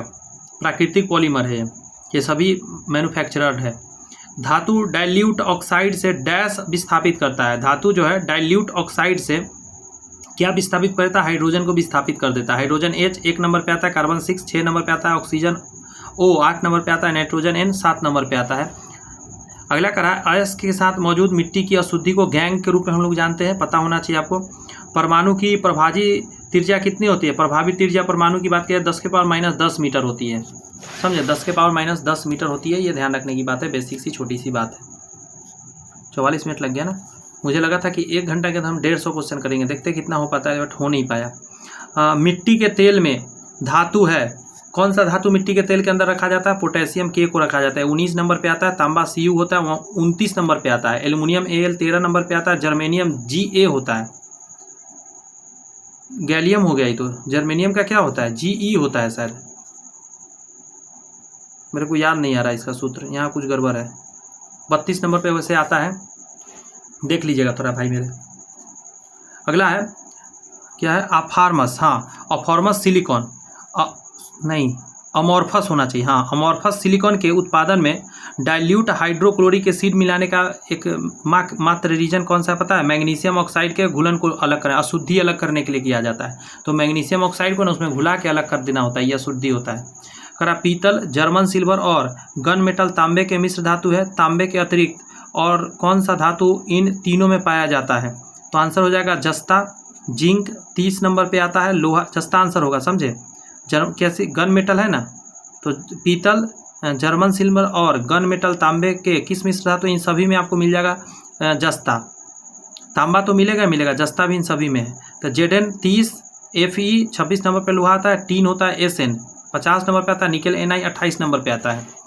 आगे आपका Fe जिंक और मैग्नीशियम को रिएक्टिविटी के बढ़ते क्रम में व्यवस्थित करिए। तो ये कैसे आपको याद रहेगा? तो आपको याद रहेगा, एक ट्रिक देता हूँ। कैटरीना ने कार मांगी, मिला क्या? अल्टो, जेन और फेरारी। ये ट्रिक है सीक्वेंस याद रखने का। कैटरीना ने कार मांगी, मिला क्या? अल्टो, जेन और फेरारी। अब देखिए इस पर सीक्वेंस पटापट लग जाएगा। ऊपर में मैग्नीशियम है, मैग्नीशियम के बाद जिंक है, जिंक के बाद आयरन है। देखिए सीक्वेंस बैठ गया ना, पहला नंबर आंसर हो गया। अगला है एलपीजी के साथ किस रसायन को मिला दिया जाता है ताकि रिसाव का पता चल सके? तो मिलाया जाता है इथाइल मरकैप्टन, मिथाइल मरकैप्टन नहीं, याद रखिएगा इथाइल, C2H5SH। अगला आपका सिलिकॉन एक गैर धातु है, गर्म होने पर अर्धचालक की तरह काम करेगा क्योंकि सहसंयोजक बॉन्ड के टूटने से जारी इलेक्ट्रॉन के कारण। सहसंयोजक बॉन्ड टूटता है और इलेक्ट्रॉन हो जाता है, इसलिए गर्म करने पर वह बिजली उसके अंदर जाने लगता है। पर्यावरण का अनुकूल बहुलक का उदाहरण कौन सा है? तो ये हो जाएगा सेल्यूलोज, क्योंकि ऑलरेडी ये लकड़ी से मिलता है, इसीलिए ये प्राकृतिक के लिए बहुत बेहतर है। परमाणु प्रतिक्रिया के दौरान जारी ऊर्जा को क्या कहते हैं? न्यूक्लियर ऊर्जा कहते हैं, न्यूक्लियर एनर्जी कहते हैं, यस नहीं। अगला है सौर सेल में प्रयोग किए जाने वाला प्रकाश को अवशोषित करने के लिए किसका प्रयोग होता है? तो सिलिकॉन का प्रयोग करते हैं, ऐसा ही इसका सूत्र है, मतलब सिंबल है, और 14 नंबर पे आता है। कार्बन 6 नंबर पे आता है, फास्फोरस P सूत्र है इसका 15 नंबर पे आता है, रेडियम Ra होता है 88 नंबर पे आया है। मैडम कुयूरी ने इसको रेडियम को खोजा, यह रेडियोधर्मी पदार्थ है। तकनीक जिसके द्वारा स्थापित किया गया कि सूरज मुख्यतः हाइड्रोजन से बना है, तो उसको बोलते हैं स्पेक्ट्रम विश्लेषण, बहुत इंपॉर्टेंट है ये, समझे। स्पेक्ट्रम विश्लेषण से पता करा गया था। साधारण नमक का रासायनिक नाम निम्नलिखित में से क्या है? तो उसको सोडियम क्लोराइड बोलते हैं, NaCl। अच्छा, सोडियम कार्बोनेट होता है, एक सोडियम का कैल्शियम कार्बोनेट होता है, तो CaCl2 होता है, CaCO3 होता है, Na2CO3 होता है आपको सोडियम वाला। अगला आपका प्लास्टर ऑफ पेरिस, ये क्या होता है? कैल्शियम क्लोराइड, एक मिनट, कैल्शियम सल्फेट होता है, कैल्शियम सल्फेट होता है, हाइड्रेटेड का मतलब है इसमें जल भी रहेगा, तो CaSO4 तो होता ही होता है, साथ में हाफ H2O होता है, ये ध्यान रखिएगा। कैल्शियम नाइट्रेट का है CaNO3 होता है, और कैल्शियम क्लोराइड का होता है CaCl2 होता है। अगला आपका 3 तत्व जिसका उपयोग रासायनिक उर्वरक में होता है, NPK, नाइट्रोजन, फास्फोरस, पोटेशियम होता है, दिस इज द आंसर। सबसे बृहत मात्रा में NPK प्रयोग होता है। आ रही है ना बातें समझ में? पर्यावरण का अनुकूलन बहुलक का उदाहरण कौन सा? ये तो मैंने करा दिया, ये लाइन करना है अब हम लोग को। कह रहा है भोपाल, समझे, Bhopal a prayer for rain A film है जो हाल में प्रदर्शित हुई है और औद्योगिक दुर्घटना पर आधारित है। 3 दिसंबर 1984 को भोपाल में कौन सी गैस का रिसाव हुआ था? तो मिथाइल आइसोसाइनेट का प्रयोग हुआ था, मिथाइल आइसोसाइनेट निकला था। कार्बन कार्बाइड कंपनी था नाम। कार की बैटरी में किसका इस्तेमाल होता है? सल्फ्यूरिक एसिड का प्रयोग होता है प्लस लेड का प्रयोग होता है। लेड पीबी सीसा, लेड एसिड बैटरी उसको बोलते हैं। अगला है निम्नलिखित में से कौन सा तत्व सोलर सेल में प्रयोग किया जाता है? तो सिलिकॉन का प्रयोग किया जाता है। SI 14 नंबर पे आता है। स्टैटिन AT इसका सूत्र होता है और 85 नंबर पे आता है। सीरियम की बात करिएगा तो CE होता है 58 नंबर पे आता है। वेनेडियम की बात किया V23 नंबर पे आता है। अगला आपका इलेक्ट्रिक बल्ब में फिलामेंट बना होता है टंगस्टन का, W सूत्र है 74 नंबर पे आता है। सीसा PB होता है 82 नंबर। नाइक्रोम ये तो मिश्र धातु है। एल्युमिनियम की बात किया AL 13 नंबर पे आता है। गन पाउडर किस मिश्रण से बनता है? तो चारकोल, सल्फर और potassium nitrate KNO3, potassium nitrate, charcoal और सल्फर मिलाया जाता है तीनों चीज़ के। अगला है हाल ही में आर्सेनिक औषधि किसके उपचार के लिए प्रयोग होने लगा है? तो कैंसर में आर्सेनिक औषधि का प्रयोग होने लगा है। अगला है लोहा का शुद्ध रूप कौन सा है? तो पिटवा लोहा सबसे शुद्ध रूप होता है। साबुन किसका सोडियम साल्ट होता है? सोडियम साल्ट होता है तो इसको बोलते हैं स्टीरिक अम्ल का। बहुत इंपॉर्टेंट है, बहुत इंपॉर्टेंट, बहुत इंपॉर्टेंट, समझे। स्टीरिक अम्ल का होता है साबुन का सोडियम साल्ट, एकदम गारंटी के साथ ये क्वेश्चन छपेगा। अगला है पीतल एक मिश्र धातु है जिसके अवयव क्या है? तो पीतल में क्या होता है? तांबा और जस्ता। जस्ता मतलब जेड एंड जिंक, तांबा और जिंक से बनता है। अच्छा, जिंक और टीन मिला दिया तो सोल्डर बनता है, समझे, सोल्डर बनता है। और भी अगर इसमें कॉपर भी मिला दिया तो सबसे बेस्ट क्वालिटी का सोल्डर बनता है। अगला तांबा और टीन मिलेगा तो ब्रोंज बनेगा, इसको बोलते हैं कांस्य, कांस्य बोलते हैं। कह रहा है इनमें से कौन से गैस है जो इनर्ट गैस नहीं है? तो देखिए फ्रियॉन जो है बहुत सारे मिक्सचर ऑफ गैसेज है। हीलियम की बात करिएगा तो हीलियम, नियॉन और जेनन ये सभी क्या है? अक्रिय गैस है। हीलियम He 2 नंबर पे आता है, नियॉन Ne 10 नंबर पे आता है और जेनॉन Xe 54 नंबर 54 नंबर पे आता है। इसके बाद रेडॉन भी है Re। अगला है क्लोरोफिल एवं हीमोग्लोबिन में क्रमशः युक्त है। तो देखिए क्लोरोफिल में मैग्नीशियम होता है और हीमोग्लोबिन में आयरन होता है, ये आंसर हो जाएगा, मैग्नीशियम और आयरन। और जान लीजिए यहाँ पे आयरन 26 नंबर पे आता है, निकेल 28 नंबर पे आता है, कोबाल्ट 27 नंबर पे आता है, कैल्शियम 20 नंबर पे आता है, मैग्नीज 25 नंबर पे आता है, मैग्नीशियम 12 नंबर पे मात्र आता है। अगला है अंतर्राष्ट्रीय इकाई पद्धति के अनुसार रेडियो एक्टिव की इकाई क्या है? तो बैकुरल है। रेडियो धर्मीयता का क्या है? बैकुरल से नापते हैं। गहरा जामुनी यौगिक पदार्थ जो एंटीसेप्टिक और डिसइंफेक्टेंट की तरह काम करता है उसका नाम है पोटेशियम परमैंगनेट KMnO4 है, ध्यान रखने की बात है। अगला है वनस्पति तेल में तेल से वनस्पति घी बनाने में हाइड्रोजन का प्रयोग किया जाता है, तो छोटा बच्चा ही बता देगा। अगला आपका कोला पेय में कौन सा औषधि पाई जाती है? तो कैफीन पाया जाता है कोला पेय में। चक्रण क्वांटम संख्या के कितने मान है? तो 2। और क्वांटम संख्या टोटल कितनी है? तो 4। क्वांटम संख्या टोटल 4 है। इसका मान भी याद रखिए, +1/2 और -1/2 होता है चक्रण क्वांटम संख्या का वैल्यू।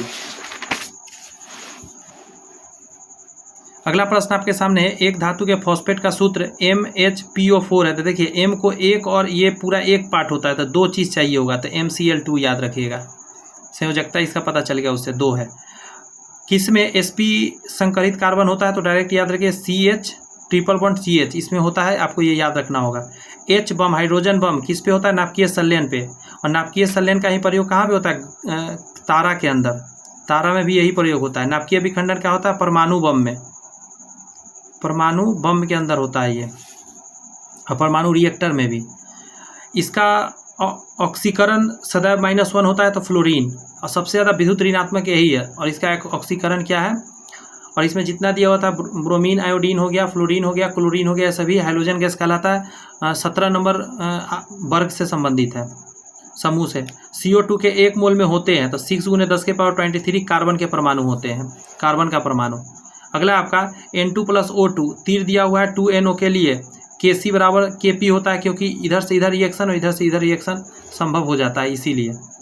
आगे आपका कि सिद्धांत डेल्टा P जो है डेल्टा X बड़ा होता है H/4 पाई के लिए, तो आपको याद रखना हाइजेनबर्ग अनिश्चितता का यह सिद्धांत है, ज़्यादा डिटेल इस पर जाने का जरूरत नहीं है। C6H12 के कितने अचक्रीय श्रृंखला समयावता होगा? तो ये आपको 5 है, याद रखना होगा। और इसका डाटा आपको याद ही रखना होगा किसका कितना होता है, तब जाके आप बना पाइएगा। NaCl में यह बंद होता है, तो आयनिक बंद होता है, क्योंकि एक धातु एक अधातु होता है, आयनिक बॉन्ड होता है उसके बीच में। ये टेक्निक याद होना चाहिए आपको। कितने प्रकार की क्वांटम संख्या होती है, तो मैंने बताया 4 तरह का होता है। चक्रण क्वांटम संख्या 2 प्रकार का होता है, एक +1/2 और -1/2 होता है।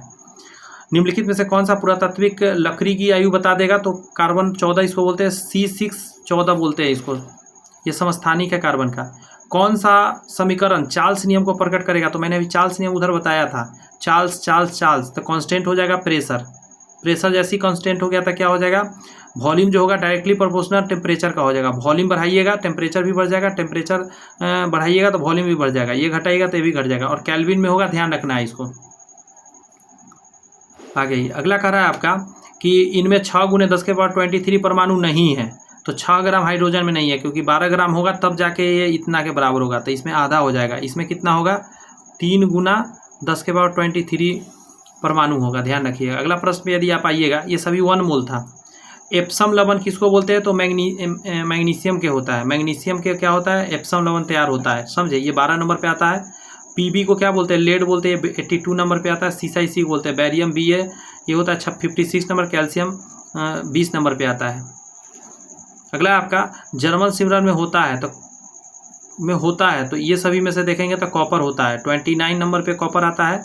निकल की बात किया 28 नंबर, एल्युमिनियम की बात की 11 नंबर, AU की बात करिएगा 47 नंबर, और AG की बात किया 47, ये सिल्वर है, और ये है सोना AU, ये 79 नंबर पे आता है।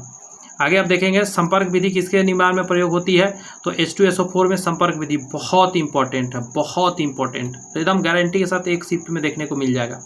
भारी जल का रासायनिक नाम क्या है, तो ड्यूटेरियम ऑक्साइड। क्या है, ड्यूटेरियम ऑक्साइड, D2O इसको बोलते हैं।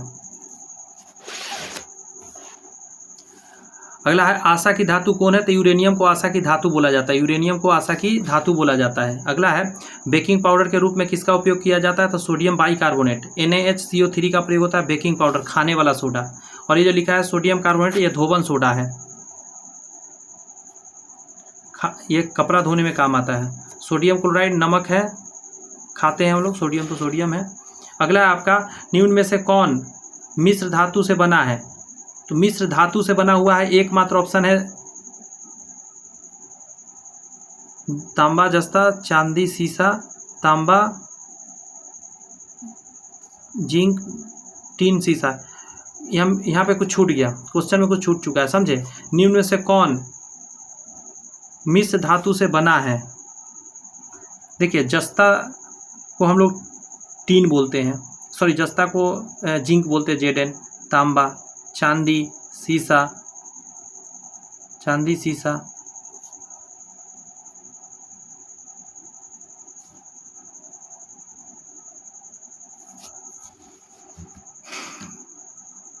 ये क्वेश्चन समझना थोड़ा मुश्किल नहीं हो रहा है, कुछ गड़बड़ तो नहीं है। देखिए टीन और सीसा का रिएक्शन होता है, सोल्डर बन जाता है। तांबा और जिंक का रिएक्शन होता है, तांबा और जिंक से पीतल बन जाता है। तांबा और जस्ता यानी कि जिंक से पीतल बन जाता है। चांदी और सीसा से कुछ रिएक्शन नहीं होता है। यहाँ तो पूछ रहा है मिश्र धातु से बना हुआ है, इस क्वेश्चन में कुछ छूटा हुआ है, यहाँ पे लिखना चाहिए था पीतल उतल, कुछ तो नाम लिखता।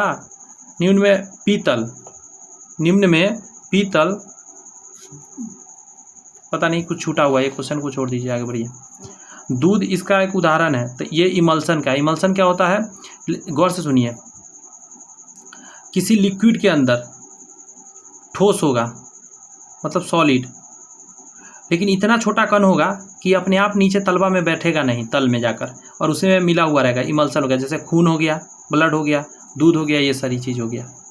अगला आपका वनस्पति घी के निर्माण में क्या प्रयोग किया जाता है, तो हाइड्रोजन का प्रयोग किया जाता है। हाइड्रोजनीकरण करके वनस्पति घी बनाया जाता है।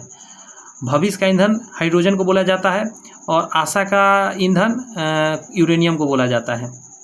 अगला निम्नलिखित में से किसका उपयोग लेड पेंसिल में किया जाता है, ग्रेफाइट का। भूरा कोयला, तो देखिए लिग्नाइट आना गया। लिग्नाइट में तकरीबन कितना % बताया था मैंने, कितना होता है 70 से 80% तकरीबन, समझे। इसमें कार्बन होता है, और सबसे ज़्यादा कार्बन का सूत्रम कोक होता है, ध्यान रखिएगा। आयोडीन किस रूप में पाया जाता है, तो आयोडीन ठोस के रूप में रहता है। पहली समयौगिक यानी कि संयुक्त संख्या 4 है, ये मैथ का क्वेश्चन यहाँ पे आया हुआ है। सोना में डैश मिलाया जाता है, सोना में तांबा और सोना मिलाया जाता है, इस तरह के।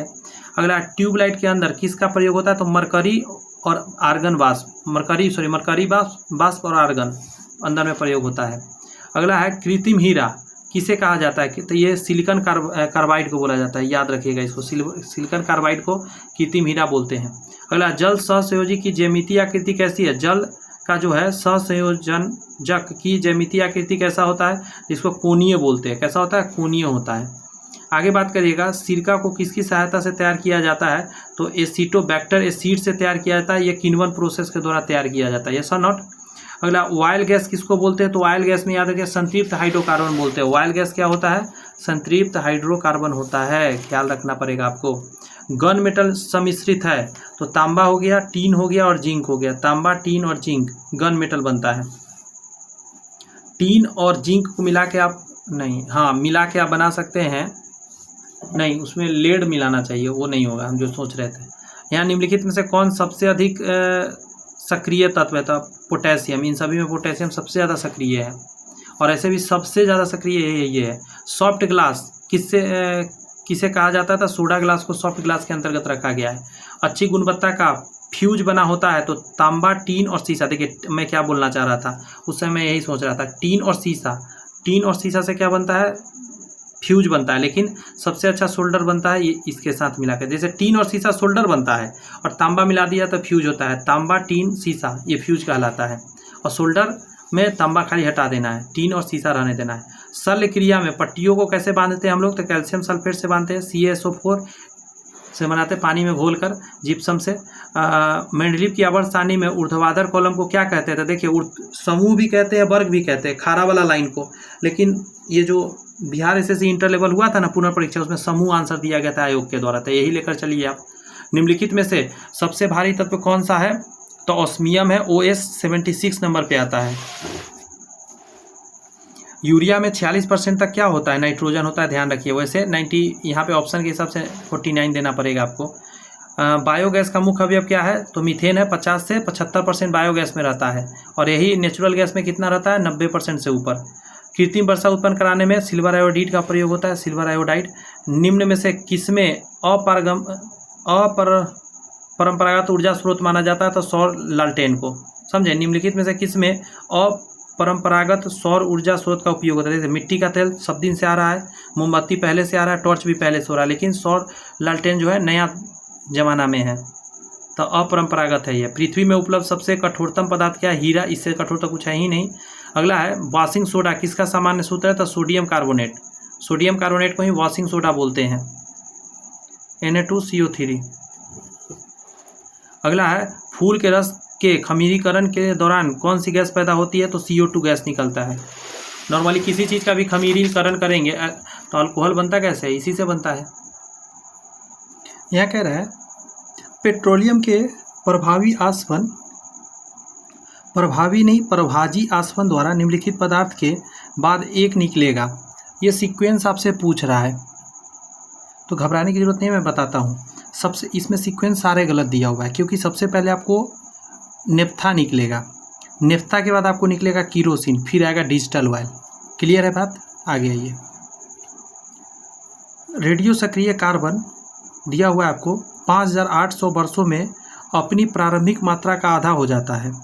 इतना वर्ष में प्रारंभिक मात्रा का आधा हो जाता है, तो कितने वर्षों में वो अपनी प्रारंभिक मात्रा का 1/4 होगा। देखिए 1/2 होने में उसको इतना साल लगा है, और उसको 1/4 होना है, मतलब आपको इसमें 1/4 से और गुना करना है 1/2 से, तो 2 बार करना है, तो इसको डबल करिए। समझे? इसको डबल करिएगा, ये आंसर आ जाएगा आपका। एक रंगहीन साल्ट लेड नाइट्रेट को गर्म करने पर एक पीले रंग का यौगिक X बनता है तथा लाल भूरे रंग की गैस Y निकलता है। तो गैस कौन सा है? वो ये नाइट्रेट है, नाइट्रोजन ऑक्साइड है, NO2 हो जाएगा। ठीक है।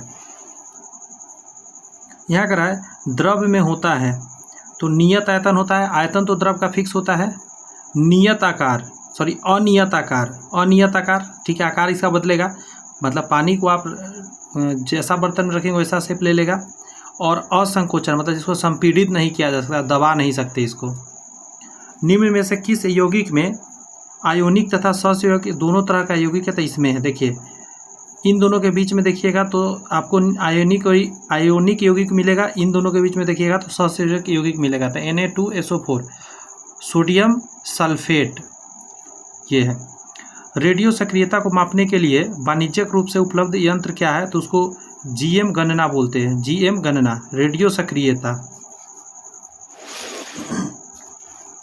आगे प्रश्न में आपका MnO2 प्लस 4HCl, यहाँ एरो है, एरो का साइन है, MnCl2 plus 2H2O plus Cl2 है। उपरोक्त अभिक्रिया में ऑक्सीकारक कौन है? तो गौर सुने, ऑक्सीकारक वो होता है, गौर से सुने, ऑक्सीकारक वो होता है जिसके वजह से ऑक्सीकरण होता है। यहाँ पे जानते हैं ऑक्सीकारक क्या होगा? MnO2 होगा, क्योंकि इससे क्या हो रहा है, यहाँ ऑक्सीकरण हो रहा है, इसमें से हाइड्रोजन अलग हो रहा है। क्लोरीन देखिए अकेला रह गया, हाइड्रोजन अलग हो रहा है, किसी से हाइड्रोजन अलग हुआ तो वहाँ ऑक्सीकरण हो रहा है, इसका अवकरण हो रहा है। तो जिसका अवकरण हो रहा होता है वो ऑक्सीकारक कहलाता है। तो ये ऑक्सीकारक है। और देखिए ऑक्सीकरण हो या अवकरण होगा, इस एरो के इधर ही होगा, इधर कुछ भी नहीं होगा। ऑप्शन में इधर का कुछ भी लिखा हो उसको ऐसे ही काट दीजिए, जैसे क्लोरीन ऐसे ही काट के हटा दीजिए आप, ये ऐसे ही काट के हटा दीजिए। आंसर इन्हीं दोनों में से कोई होने वाला है। यहाँ करा है एल्काइन का सामान्य सूत्र क्या है? तो CnH2n-2, और ये जो है एल्केन का है, और ये है एल्कीन का।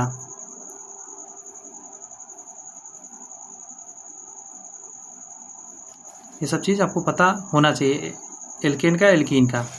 आगे है विलयन का सांद्रण व्यक्त करने की कौन सी इकाई ताप के प्रभाव से प्रभावित नहीं होता है?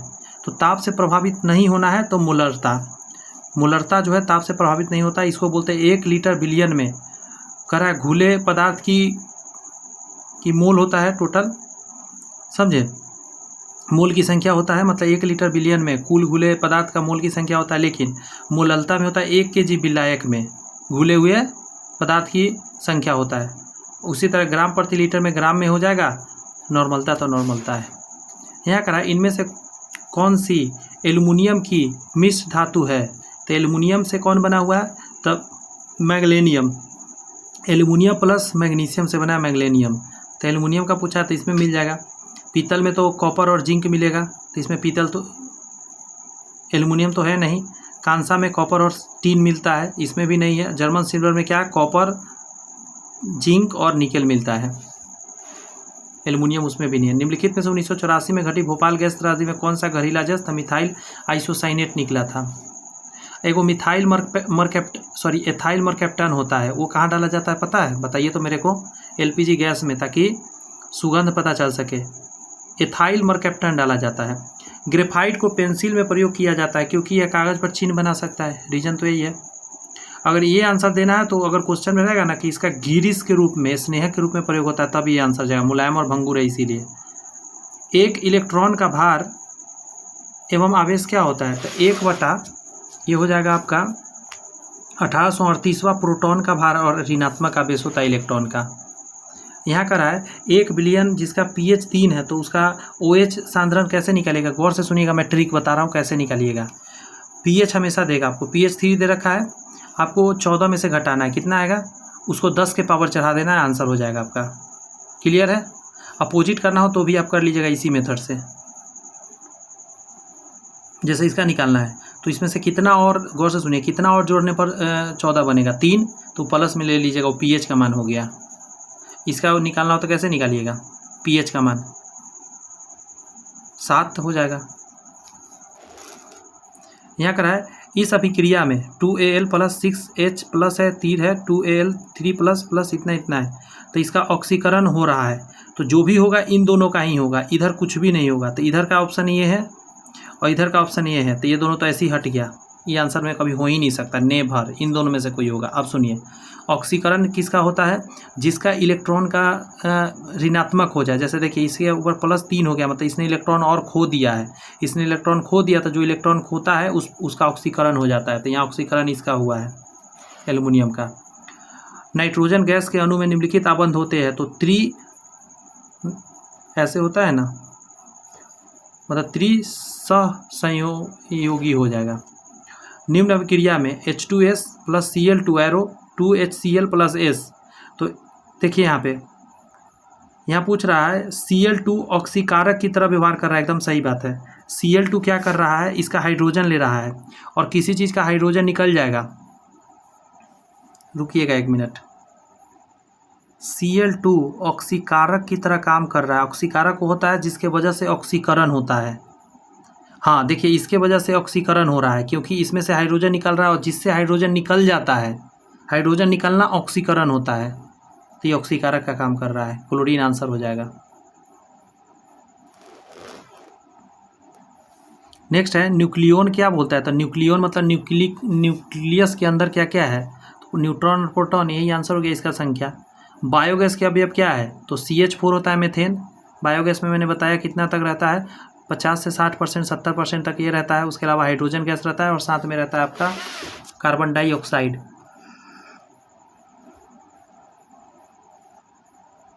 नाभिकीय रिएक्टर में कौन सा ऊर्जा उत्पन्न होता है, तो नाभिकीय ऊर्जा उत्पन्न होता है। नाभिकीय रिएक्टर से नाभिकीय ऊर्जा। सोने का सूक्ष्मतम 24 कैरेट होता है, ये तो जानते होंगे। कोयला डैश प्रकृति में बनता है, तो कार्बोनाइजेशन प्रोसेस उसको बोलते हैं, कार्बन से कार्बोनाइजेशन। इन्वर्टर बैटरी में क्या होता है, सल्फ्यूरिक एसिड का प्रयोग होता है। सब कितना बच्चा वाला क्वेश्चन है। निम्नलिखित में कौन सा सामान्य नमक है, तो सामान्य नमक का स्रोत है हैलाइड। हैलाइड NaCl इसी से निकलता है। मनुष्य के मूत्र में कौन सा एसिड पाया जाता है, तो यूरिक एसिड, ये सब तो जानते ही हैं। ब्लीचिंग पाउडर का साइज CaOCl2, CaOCl2 याद रखिएगा। अगला प्रश्न है आपके सामने कि सोडियम कार्बोनेट का व्यापारिक नाम क्या है, तो सोडियम कार्बोनेट क्या होता है, तो धोने का सोडा। सोडियम कार्बोनेट है ना Na2CO3, तो धोने का सोडा। कास्टिक सोडा का क्या है, NaOH, सोडियम हाइड्रोक्साइड। नीला तोता किसको बोलते हैं, ये एग्जाम में आया हुआ है, CuSO4। सिंदूर की बात करेगा HGS, जिसको बोलते हैं मर्क्यूरी क्या होता है, सल्फाइड, ये होता है सिंदूर का HGS। अगला है निम्नलिखित में कौन विखंडन योग्य प्राकृतिक तत्व है, तो यूरेनियम 235 है। टूटता है तभी तो एनर्जी मिलता है ना परमाणु से अंतर में, या परमाणु बम बनता है। निम्नलिखित में से कौन सा एक पायरिमिडीन क्षार नहीं है, तो गुआनिन है, याद रखना पड़ेगा आपको। निम्नलिखित में से सत्य कथन कौन सा है, तो देखिए H2S जो है ना सहसंयोगी यौगिक है। कैसे जान गए, क्योंकि दोनों अधातु है इसीलिए। निम्नलिखित में से कौन एक गैर परंपरागत ऊर्जा स्रोत है, तो पवन हो जाएगा गैर परंपरागत, क्योंकि ये सब तो बहुत दिन से चलते आ रहा है। गैर परंपरागत क्या है, जो रेगुलर नहीं चल रहा है। निम्नलिखित में से कौन प्लास्टिक बहुलक नहीं है, तो देखिए बैकेलाइट प्लास्टिक बहुलक नहीं है। टेफ्लॉन आपको पता है नॉन स्टिक में यूज होता है, ये भी एक प्लास्टिक ही है। पॉलीथीन हो गया, पॉलीस्टाइरीन हो गया, ये तीनों क्या है आपका प्लास्टिक का बहुलक है, लेकिन बैकेलाइट नहीं है। बैकेलाइट कहाँ पे रहता है, जो थर्मोसेटिंग प्लास्टिक है, हैंडल वगैरह कुकर इस का रहता है, जो पिघलता नहीं है। निम्नलिखित अधातु तत्व में धात्विक चमक होता है, तो आयोडीन है, अधातु है लेकिन इसमें धात्विक चमक होता है। अगला है गैस जो मौसमीय परिवर्तन को प्रभावित नहीं करता है, तो ऑक्सीजन। ऑक्सीजन किसी तरह का प्रभाव नहीं करता है। कार्बन डाइऑक्साइड हो गया, मीथेन हो गया, जल वाष्प हो गया, ये तीनों जो है मौसम को प्रभावित करता है। अगला है अधात्विक खनिज का उदाहरण कौन सा है, तो देखिए निकिल हो गया, टीन हो गया, कोबाल्ट हो गया, मैग्नीज, सभी तो धातु ही हैं, सभी धात्विक ही हैं, इसमें कोई अधातु है ये नहीं है। सूर्य के द्वारा विकिरित ऊर्जा का क्या है, तो नाभिकीय संलयन है, ये तो मैं बताया हूँ। इसके अलावा कौन सा है, एक हाइड्रोजन बम भी है, यही प्रोसेस उसमें भी होता है। अगला है प्राकृतिक गैस का मुख्य अवयव क्या है, मीथेन होता है और इसमें 90% तक होता है। एक पदार्थ की जल में विलेयता, देखिए जल में विलेयता ताप बढ़ने से घट जाती है, तो गैस है। अगर टेम्परेचर बढ़ाइएगा ना तो गैस ज़्यादा नहीं पानी में मिलेगा, पानी से निकल के उड़ जाएगा सब। निम्नलिखित में से कौन सा जीवाश्म ईंधन नहीं है, तो यूरेनियम हो जाएगा, ये जीवाश्म ईंधन नहीं है। ये सभी नेचुरल चीज़ से है, लेकिन यूरेनियम क्या है, अलग चीज़ है, ये रेडियोधर्मी पदार्थ है। अगला है बर्जियस विधि। बर्जियस विधि कृत्रिम पेट्रोलियम प्राप्त करने के लिए किया जाता है, तो कोयला और हाइड्रोजन के बीच अभिक्रिया करा के बर्जियस विधि में। लोहे पर कलई के लिए जिंक का प्रयोग होता है, तो बच्चा भी बता देगा छोटा सा। जिंक मतलब जस्ता, गैल्वेनाइजेशन प्रोसेस हो गया। एक परमाणु एटम के नाभिक न्यूक्लियस में सम्मिलित होते हैं, तो दो चीज़ होता है, न्यूट्रॉन और प्रोटॉन रहता है। कितनी बार एक क्वेश्चन आ गया। हेमाटाइट क्या है, लोहा का अयस्क है। तेजी में बढ़िए। निम्नलिखित में कौन सा अक्रिय इनर्ट गैस है, तो नियॉन हो जाएगा। कौन कौन है, फिर से एक बार बोल दे रहा है, हीलियम, अच्छा हाइड्रोजन आंसर होगा इसका, क्योंकि नहीं लिखा हुआ है। ऐसे कौन कौन होता है? तो helium, neon, argon, krypton, xenon, radon 18 number वर्ग में आता है। 18 नंबर वर्ग में आपको, या समूह कह सकते हैं, आपको मिल जाएगा सारे अक्रिय गैस। ठीक है, 18 नंबर समूह में। नेक्स्ट है, निम्न में से कौन सा हास्य गैस है? तो N2O है, नाइट्रस ऑक्साइड।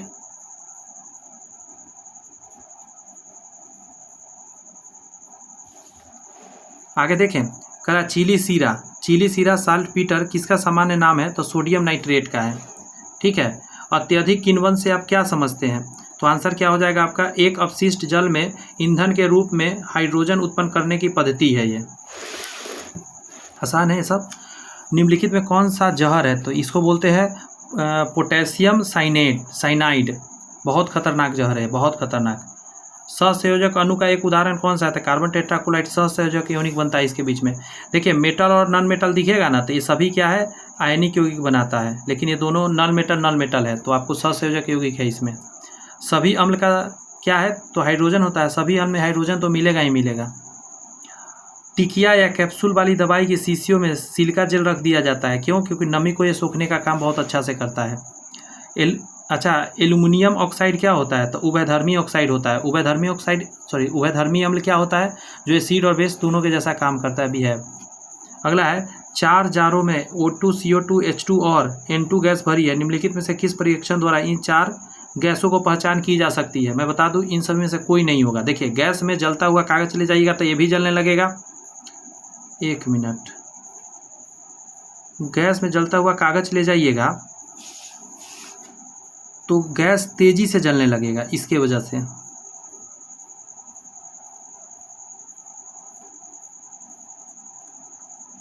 लेकिन कैसे पकड़िएगा? जलता हुआ कागज से यहाँ तेज जलने लगेगा कागज, फुट फुट करके आवाज़ भी आएगा। यहाँ जाइएगा तो गैस बुझ जाएगा, यहाँ पे भी तेज जलने लगेगा। यहाँ पे क्या होगा? कोई प्रभाव नहीं पड़ेगा। गैस में जलता हुआ मैग्नीशियम का टुकड़ा डालकर, बाप रे नहीं, चूने के पानी से गैस को गुजार कर, तो सिर्फ इसका पता चलेगा। जलता हुआ कागज से भी नहीं पूरा पता चलेगा। उपयुक्त में से कोई नहीं आंसर जाएगा, संभव नहीं है पकड़ना। वह तत्व जिसका परमाणु क्रमांक एवं परमाणु भार समान होता है उसको हाइड्रोजन कहते हैं। ये ऐसा है जिसका परमाणु क्रमांक, परमाणु भार एक ही है, क्योंकि इसमें न्यूट्रॉन नहीं है ना, इसलिए डायरेक्ट प्रोटॉन भी कह देते हैं हम किसको? हाइड्रोजन को। यह अगर सामान्यतः द्रव ऊंचे तल से नीचे तल की ओर प्रवाहित होता है, लेकिन एक ऐसा है जो कि डालिएगा तो ऊपर की तरफ बर्तन में चढ़ने लगेगा, वह द्रव हीलियम। इसको डालिएगा बर्तन में, ऊपर की तरफ चढ़ेगा। अगला, आइसोब्यूटेन का IUPAC नाम क्या आता है? 2-मेथाइल प्रोपेन है। 2-मेथाइल प्रोपेन याद रखिएगा, आइसोब्यूटेन। अगला है, परमाणु के केंद्र के चारों ओर इलेक्ट्रॉन बिना ऊर्जा खोए घूमते रहता है। यह किस वैज्ञानिक ने बताया? तो नील बोर ने बताया। नील बोर ने बताया था। ये बोहर भी बोलते हैं इसको। वह गैस जिसका कारण भोपाल गैस हो गया था, तो मिथाइल आइसोसाइनाइड, समझे। 1984 में। शुद्ध पानी का pH मान 7 होता है और सबसे शुद्ध पानी बारिश के जल को माना जाता है। जब पीले फास्फोरस को NaOH के गर्म और घने घोल के साथ क्रिया कराई जाती है तो कौन सा जहरीली गैस बन जाती है? तो फॉस्फीन बनता है, PH3 बन जाता है। समूह 18 के तत्व को क्या बोलते हैं? तो अक्रिय गैस बोलते हैं। ठीक है, देखिए, क्षारीय भूधातु 2 नंबर समूह में है, क्षार धातु 1 नंबर में है, हाइड्रोजन 17 में है, 18 नंबर में अक्रिय गैस है। यहाँ पे एक ग्रुप के तत्वों का सामान्य गुण होता है क्या? कि उसका संयोजी इलेक्ट्रॉन ऊपर से नीचे तक आइएगा ना, एकदम सेम ही रहेगा एक समूह में, या वर्ग भी उसको बोलते हैं। इथाइल एल्कोहल सांद्र सल्फ्यूरिक एसिड की उपस्थिति में एसिटिक एसिड के साथ क्रिया करके डैश बनाती है, तो इसको बोलते हैं एथाइल एथनोएट बनाती है। इसको एथिल एथनोएट भी बोल देते हैं। आंसर ये परफेक्ट ज़्यादा जाएगा, इथाइल नहीं। परमाणु के केंद्र में चारों ओर वृत्ताकार पथ में इलेक्ट्रॉन बिना ऊर्जा को घूमता है, ये बोर ने बताया था। परमाणु ऊर्जा पैदा करने के लिए किस खनिज का उपयोग होता है? यूरेनियम 235 का प्रयोग होता है। सिरके, नींबू, दही में क्या होता है? अम्ल होता है। खट्टा चीज़ में तो अम्ल होता है ना। एक आदर्श ईंधन कौन सा है? जो सस्ता भी होगा, कम प्रदूषण फैलाएगा, उच्च ऊष्मीय मान वाला होगा। ये सभी आंसर हो जाएगा। निम्नलिखित अधातु बताइए। तो फ्लोरीन अधातु है, सबसे ज़्यादा ऋणात्मक तत्व है, अधातु यही हो जाएगा। ये धातु है, ये धातु है, ये तो यौगिक है। मीथेन CH4 के अणु कौन सा है? तो केवल एक एकल बंधन है इसमें, देखिए सिर्फ एकल है ना चारों तरफ, इसीलिए देखिए चारों तरफ से। एक तत्व की द्रव्यमान संख्या 32 तथा परमाणु संख्या 16 है। इसके परमाणु में न्यूट्रॉन की संख्या कितना होगा, इन दोनों को घटा दीजिए, समझे। द्रव्यमान संख्या में से परमाणु संख्या घटा दीजिएगा तो आपका निकल के आ जाएगा 16 आंसर। कौन सा बायोमास ऊर्जा का उदाहरण नहीं है, तो देखिए परमाणु ऊर्जा जो है बायोमास नहीं है। बायोमास क्या होता है, जो पेड़ पौधा से पता चलता है। लकड़ी हो गया, गोबर गैस हो गया, कोयला हो गया, पेट्रोलियम हो गया, प्राकृतिक गैस हो गया, सब पेड़ पौधा से आता है। एक परमाणु जिसका परमाणु संख्या 14 है, तो संयोजक इलेक्ट्रॉन की संख्या कितना होगा, 14। तो आपको इलेक्ट्रॉनिक विन्यास पता होना चाहिए। 2 और 8 तो 4, तो 4 हो जाएगा इसका क्या, संयोजी इलेक्ट्रॉन।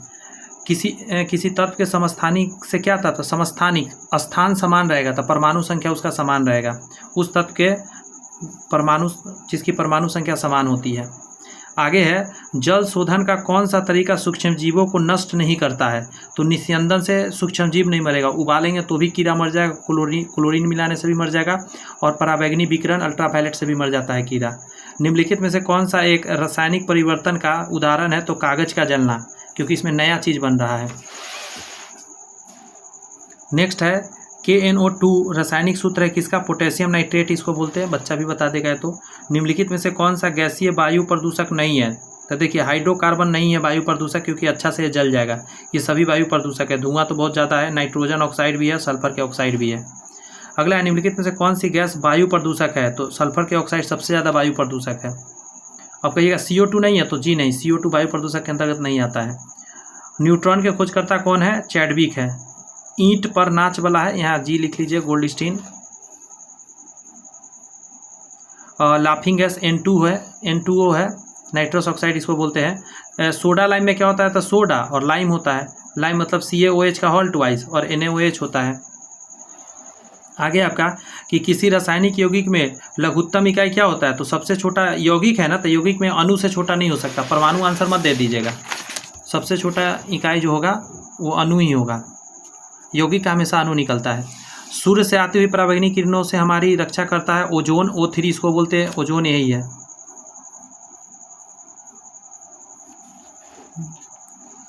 हाइड्रोजन गैस के जलने से उत्पन्न क्या होती है, तो जल होती है, तो हर कोई जानेगा, क्योंकि हाइड्रोजन गैस जलेगा तो क्या बनेगा, हाइड्रोजन कैसे जलेगा, H2 + O2, तो क्या बनेगा, H2O। अम्लराज क्या होता है, तो देखिए HCl हाइड्रोक्लोरिक एसिड को जब नाइट्रिक एसिड के साथ मिलाइएगा 3 और 1 के रेशियो में, उसी को अम्लराज बोलते हैं। इससे सोना और प्लेटिनम, चांदी सब साफ किया जाता है। इथिलीन का प्रयोग होता है फलों को पकाने में, कार्बाइड से निकलता है इथिलीन गैस। निम्नलिखित में से कौन अकार्बनिक खाद स्रोत है, अकार्बनिक है तो रासायनिक खाद हो गया, क्योंकि सीवर हो गया, ढैंचा हो गया, ह्यूमस हो गया। सीवर जहाँ से नाला बहता है, इसको नाला को बोल रहा है सीवर, तो उसमें भी गैस निकलता है ना। ये सभी नेचुरल चीज़ से है, तो ये सभी में क्या निकलेगा, कार्बनिक। लेकिन रासायनिक खाद में NPK इस समय क्या है, अरासायनिक है। कह दूध को खुला छोड़ने पर खट्टा होता है, लैक्टिक एसिड के कारण, लैक्टोबैसिलस कीड़ा के कारण। इनमें से कौन धातु नहीं है, तो कार्बन धातु नहीं है, अधातु है, लोहा, एल्युमिनियम और सोडियम, में सभी क्या है, धातु है। क्लोरोफॉर्म बनाने में मीथेन का प्रयोग होता है, ये तो मैं पहले भी बता रखा हूँ। सिनेबार पारा का अयस्क है, ये सब पता होगा आपको। निम्नलिखित में से कौन सा रासायनिक परिवर्तन नहीं है, तो देखिए पानी का वाष्प में रूपांतरण, ये रासायनिक परिवर्तन नहीं है, ये है फिजिकल परिवर्तन। कोयला का जलना, कागज जलना, लकड़ी का जलना, जलने वाला सारा चीज़ रासायनिक होता है। नीले लिटमस को लाल कौन करेगा, लाल कर रहा है मतलब अम्ल होगा, लाल करेगा अम्ल, खतरा का चिन्हासी। गुब्बारे में कौन सा गैस युक्त होता है, तो हीलियम। हाइड्रोजन नहीं, क्योंकि हाइड्रोजन ज्वलनशील है इसीलिए। निम्नलिखित में से कौन विद्युत का सुचालक है, तो क्या हो जाएगा, ग्रेफाइट। विद्युत का सुचालक क्या हो जाएगा, ग्रेफाइट। अगला है, किस धातु को किरोसिन में डुबा कर रखते हैं, तो सोडियम को रखते हैं ताकि आग ना लगे। वातावरण में आग लग जाता है ना इसमें, इसीलिए। ऑक्साइड किसका है, तो एल्युमिनियम का अयस्क है, ऐसा तो पता होना ही चाहिए। आगे इस्पात मिश्र धातु को बोला जाता है, अलवाय। ऊर्ध्वपातन क्या है, तो नौसादर, जिसको अमोनियम क्लोराइड बोलते हैं। अमोनियम क्लोराइड नौसादर जो होता है ना, डायरेक्ट ठोस से गैस बन जाता है, लिक्विड में नहीं आता, इसीलिए नौसादर। द्रव्यमान संरक्षण का सिद्धांत लेबोजियर ने दिया था, पता ही होगा। अगला है, जल के 1 मोल में कितना होता है, 6.022 × 10⁻23 संख्या होता है। इसको एवोगाद्रो नंबर बोलते हैं, एवोगाद्रो नंबर बोला जाता है इसी को, संख्या एवोगाद्रो साहब ने दिया था। सोडियम का इलेक्ट्रॉनिक विन्यास 281 होता है, 281 होता है, ध्यान रखिएगा। क्लोरीन आयन हो गया है, तो क्लोरीन नहीं है, क्लोरीन आयन में 8 हो जाएगा, क्योंकि एक इलेक्ट्रॉन कहीं ना कहीं से इस पे आ चुका है, इसीलिए क्लोरीन आयन में क्या हो जाता है, 8 हो जाता है। ऐसे 7 रहता है इसका संयोजकता। एसिटिलीन में कार्बन परमाणु में प्रकृति क्या sp होता है, ये याद रखना होगा। एसिटिलीन में कार्बन में चारों संयोजकताएँ होती है, समान रहती है चारों संयोजकताएँ। अभी मेथेन का बना के भी बताया था मैं एक जगह। चूना जल में CO2 मिलाने से दूधिया हो जाता है, ये तो पता ही होगा, बहुत बार सुने होंगे। निम्नलिखित से कौन यौगिक HCl से प्रक्रिया कर CO2 दे देगा, तो Na2CO3। स्टार लगा लीजिए, याद रखिएगा, अच्छा क्वेश्चन है। सोडियम कार्बोनेट हाइड्रोक्लोरिक एसिड के साथ आपको CO2 देगा। अगला कह रहा है ऐसे में मेटल के जितना कार्बोनेट है वो एसिड के साथ आपको हाइड्रोजन गैस देगा ही देगा। हाइड्रोजन के समस्थानिक की संख्या 3 है, प्रोटियम, ड्यूटेरियम, ट्राइटियम, याद होगा आपको ये सब। कैसिटेराइड अयस्क किसका है, तो ये है आपको टीन का, कैसेटेराइड। हम ऐसे याद रखे हैं कैसिटेराइड कि कैसेट जो होता था पहले टीन के डब्बा में रखा हुआ रहता था पुराने ज़माना में, इसीलिए। अगला है आपका एसिटिल्डिहाइड, ये एसिटिक अम्ल का ऑक्सीकरण से प्राप्त होता है, एसिटिल्डिहाइड के ऑक्सीकरण से एसिटिक अम्ल प्राप्त होता है। मास्ट गैस क्या होता है, तो ये सूत्र याद रखिए, बहुत लंबा चौड़ा है, याद रह सकता है तो रखिए। निम्नलिखित में से किस अभिक्रिया में ब्लीचिंग पाउडर बनेगा, तो जानते हैं क्लोरीन के बुझा हुआ चूना में भेज दीजिएगा ना, तो आपको वहाँ पे ब्लीचिंग पाउडर बन जाता है। निम्नलिखित में कौन सा गैस अक्रिय गैस है, तो देखिए नियॉन गैस अक्रिय है। अगला है कांच को हरा बनाने के लिए उसमें फेरस लवण मिलाया जाता है, हरा बनाने के लिए कांच को। सबसे सक्रिय धातु कौन सा है, सोडियम है, इसको किरोसिन में रखते हैं वरना आग लग जाएगा। पुरातात्विक वस्तुओं का आयु पता किससे करते हैं, कार्बन 14 से करते हैं, कई बार बता दिया हूँ। कह रहा है किस गैस का अधिकता से ग्रीन हाउस हो जाता है, तो CO2 से हो जाता है, मेथेन से हो जाता है, जल वाष्प से हो जाता है। निम्नलिखित में से किसका उपयोग करके क्षारीय भूमि को सुधारा जा सकता है, तो जिप्सम आंसर दीजिएगा। क्षारीय है ना, तो क्षारीय को जिप्सम से सबसे अच्छा सुधार पाइएगा आप, चूना भी लेकिन जिप्सम सबसे अच्छा से। अगला है सॉफ्ट ड्रिंक्स में प्रेशर के साथ निम्नलिखित में से कौन सी गैस विद्यमान होती है, तो कार्बन डाइऑक्साइड। आगे आपका निम्नलिखित में से कौन सा रसायन लिक्विड रॉकेट प्रोपेलेंट के रूप में प्रयोग होता है, तो इसको बोलते हैं नाइट्रोमीथेन। नाइट्रोमीथेन का उसमें प्रयोग होता है ईंधन के रूप में। कार्बोहाइड्रेट रेमनोज में कितने कार्बन मौजूद है, तो 6 मौजूद है, याद रखिएगा। निम्नलिखित में से कौन सा तत्व जिप्सम नामक खनिज में पाया जाता है जिसके निर्माण में अत्यधिक अनुप्रयोग है, तो कैल्शियम होता है। CaSO4 इंटू H2O होता है इसके साथ लगा हुआ जिप्सम में, हाफ H2O 1/2। निम्नलिखित में से कौन सा जिंक मिश्र धातु नहीं है, जिंक का बना हुआ नहीं है, तो देखिए बेल धातु जो है ये जिंक नहीं है, लेकिन जर्मन सिल्वर, निकल सिल्वर, टाइपराइटर सिल्वर सभी में जिंक है। निम्नलिखित में से कौन सा तत्व एक धातु है, तो टीन एक धातु है, ये तो बच्चा भी बता देगा, और सिलिकॉन जो था धातु था। ट्राइबेसिक एसिड क्या है, तो फॉस्फोरिक अम्ल को हम लोग क्या बोलते हैं, ट्राइबेसिक एसिड के नाम से जानते हैं। हाइड्रोक्लोरिक एसिड HCl होता है, सल्फ्यूरिक एसिड H2SO4 होता है, फॉस्फोरिक एसिड PO4 होता है। फॉस्फोरिक एसिड PO4 सिर्फ नहीं होता है, H3PO4 होता है। अगला नाइट्रिक अम्ल HNO3 होता है। धातु जब अम्ल से अभिक्रिया करता है तो उसका गैस उत्पन्न होता है हाइड्रोजन। अगला है इलेक्ट्रॉनिक विन्यास 287 वाला अधातु कौन सा है, तो क्लोरीन है, तो बच्चा भी बता देगा। अगला है रासायनिक परिवर्तन नहीं है, तो पानी का उबलना तो फिजिकल हुआ ना, रासायनिक परिवर्तन कहाँ इसमें हुआ, कुछ नया बना, नहीं नया नहीं बना। अगला है H2SO4 का एटोमिसिटी कितना है, तो 7 है। इसमें गिनिए ना कितना है, 4 गो है, ये है, ये गो ये है, 5, 4 1 5 2 7 एटम गिन लेना है, एटोमिसिटी पता चल जाएगा। साबुन का सह उत्पाद क्या होता है, ग्लिसरॉल होता है, साबुन का सह उत्पाद ग्लिसरॉल होता है। 18 कैरेट सोना में कितना होगा प्रतिशत, तो 75% होगा, डायरेक्ट याद रखिएगा, वैसे निकाल भी आप सकते हैं, समझे। 24 कैरेट में 100, तो 1% में 24 बटा ऐसे करके निकाल लीजिएगा। आगे कराए लोहा के गैल्वेनीकरण में जिंक का प्रयोग होता है, गैल्वेनाइजेशन प्रोसेस कहते हैं इसको। ग्रेफाइट में कार्बन के परमाणु एक दूसरे के निम्नलिखित बंधों से किसके द्वारा जुड़े होते हैं, तो इसको सहसंयोजक बंधन बोलेंगे। क्यों, क्योंकि यह अधातु के बीच की बात है, धातु अधातु में आयनिक हो जाता है। यहाँ पे एक रिएक्शन दिया गया है, अभिक्रिया को पूरा करिए, तो यहाँ पे क्या आएगा जानते हैं, 3H2O आ जाएगा, आप देख लीजिएगा। निम्नलिखित में से कौन सी अधातु कमरे ताप पे रहेगा, ब्रोमीन लिक्विड अवस्था में, तरल पूछ रहा है। निम्नलिखित सूत्रों में से कौन सा चूना पत्थर को निरूपित करेगा, तो CaCO3 कैल्शियम कार्बोनेट चूना पत्थर को बोलते हैं।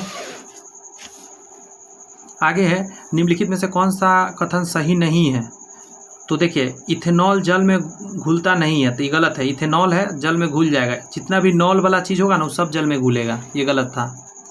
मिल्क ऑफ मैग्नीशिया का पीएच कितना होता है, तो 10.5 होता है, ये याद रखना पड़ेगा। ये जो लिखा हुआ था 7.4, ये है ब्लड का, ये भी याद रखना होगा।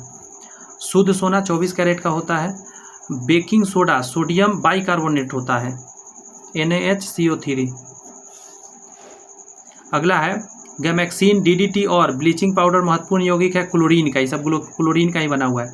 निम्नलिखित में से कौन सा SOS बंध प्रदर्शित करता है, तो ये करता है H2SO7 में।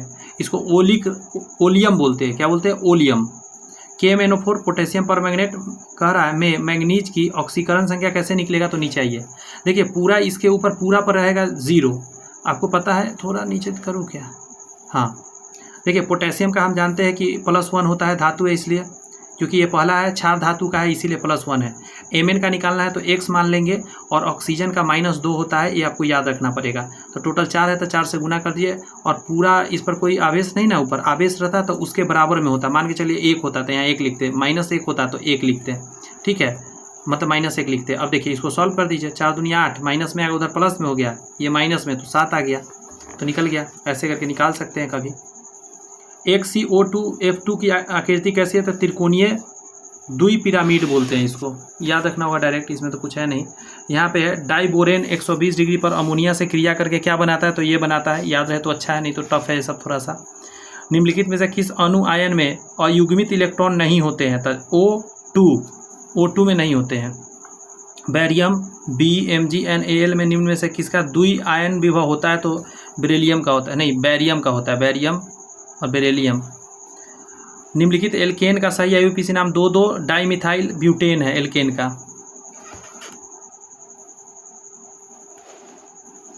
अगला है एक इलेक्ट्रॉन या प्रोटॉन को द्विबोगली तरंगधर समान है, किसका वेग अधिक होगा, तो इलेक्ट्रॉन का होगा। द्विबोगली में जब समान रहता है तो इलेक्ट्रॉन ज़्यादा होता है तेज। संयोजक यौगिक क्या होता है, तो ज़्यादातर पानी में घुलनशील होते हैं। संयोजक, एक मिनट, ये गलनांक एवं क्वथनांक उच्च होते हैं, ज़्यादातर पानी में घुलनशील होते हैं, धातु एवं अधातु के अणुओं से बने होते हैं।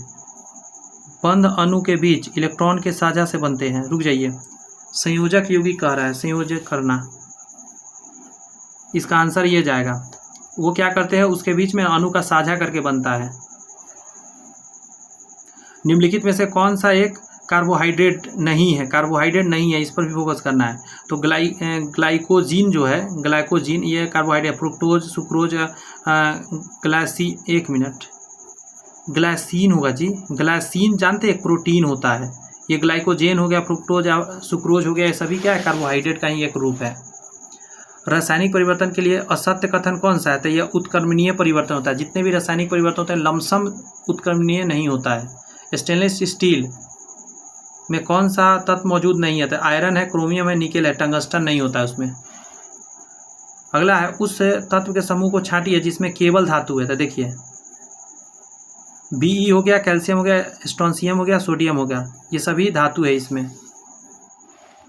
अगला है रासायनिक परिवर्तन के साथ होते हैं नए प्रकार के पदार्थ का निर्माण, छोटा बच्चा भी बताया गया। तो गन मेटल किसका मिश्र धातु होता है, कॉपर, टीन और जिंक का है गन मेटल। EDTA एक डैश लिगेंड है, तो हेक्साडेंडेटेड है, याद रखना होगा इसको। किसको ग्लूकोज के साथ गर्म करने पर रजत दर्पण बनता है, तो ये है टॉलेन अभिकर्मक। कुछ क्वेश्चन तो आपको डायरेक्ट याद करना होगा, एक्स्ट्रा टफ दिया रहता है ऑडिटर वगैरह के एग्जाम में। C60 के एक अणु में कितने षटकोणीय एवं पंचकोणीय आकृति होता है, तो 20 षटकोणीय एवं 12 पंचकोणीय आकृति होता है। ये क्वेश्चन गलत है, इसको छोड़ दीजिए। कह रहा है निम्न में से कौन सा योगात्मक बहुलक है, तो PVC योगात्मक है, कनेक्ट होने वाला। निम्नलिखित में से किसमें अधिकतम संख्या में अयुग्मित इलेक्ट्रॉन होते हैं, तो Fe2+ में होते हैं। अगला है आपका क्वेश्चन कि दिए गए मानक ऑक्सीकरण विभव विचार करिए। ये दिया हुआ है, ये डायरेक्ट आप देखिए, अगर आपको समझ में कुछ आता है तो ये बताना संभव नहीं है अभी मेरे से। नाभिकीय अभिक्रिया ये दिया गया है, इसमें क्या है ना कि बीटा, गामा और अल्फा, ये है आपका वर्जित चरण है। अब देख लीजिए कुछ क्वेश्चन जो है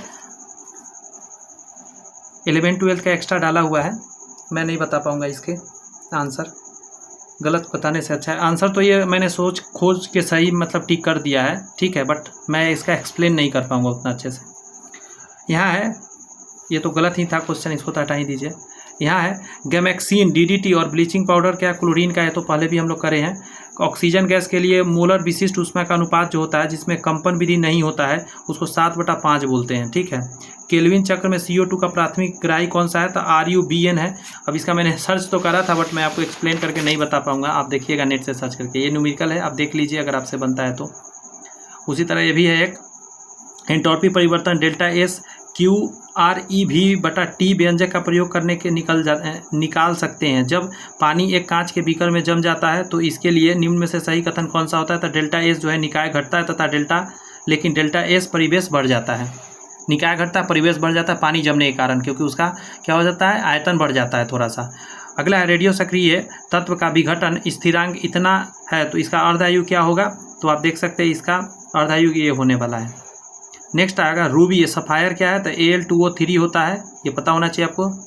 हाँ, न्यूटन की खोज किसने की, न्यूटन की, तो बताया हूँ पहले भी, चैडविक ने करा है। ये तो क्वेश्चन तो रिपीट कई बार हो गया। यूरिया का रासायनिक सूत्र क्या है, ये क्या लिख दिया गया, रासायनिक सूत्र क्या है, इसको बोलते हैं कार्बामाइड, समझे, H2N कौन H2, ये ट्रिक है याद रखने का, कार्बामाइड।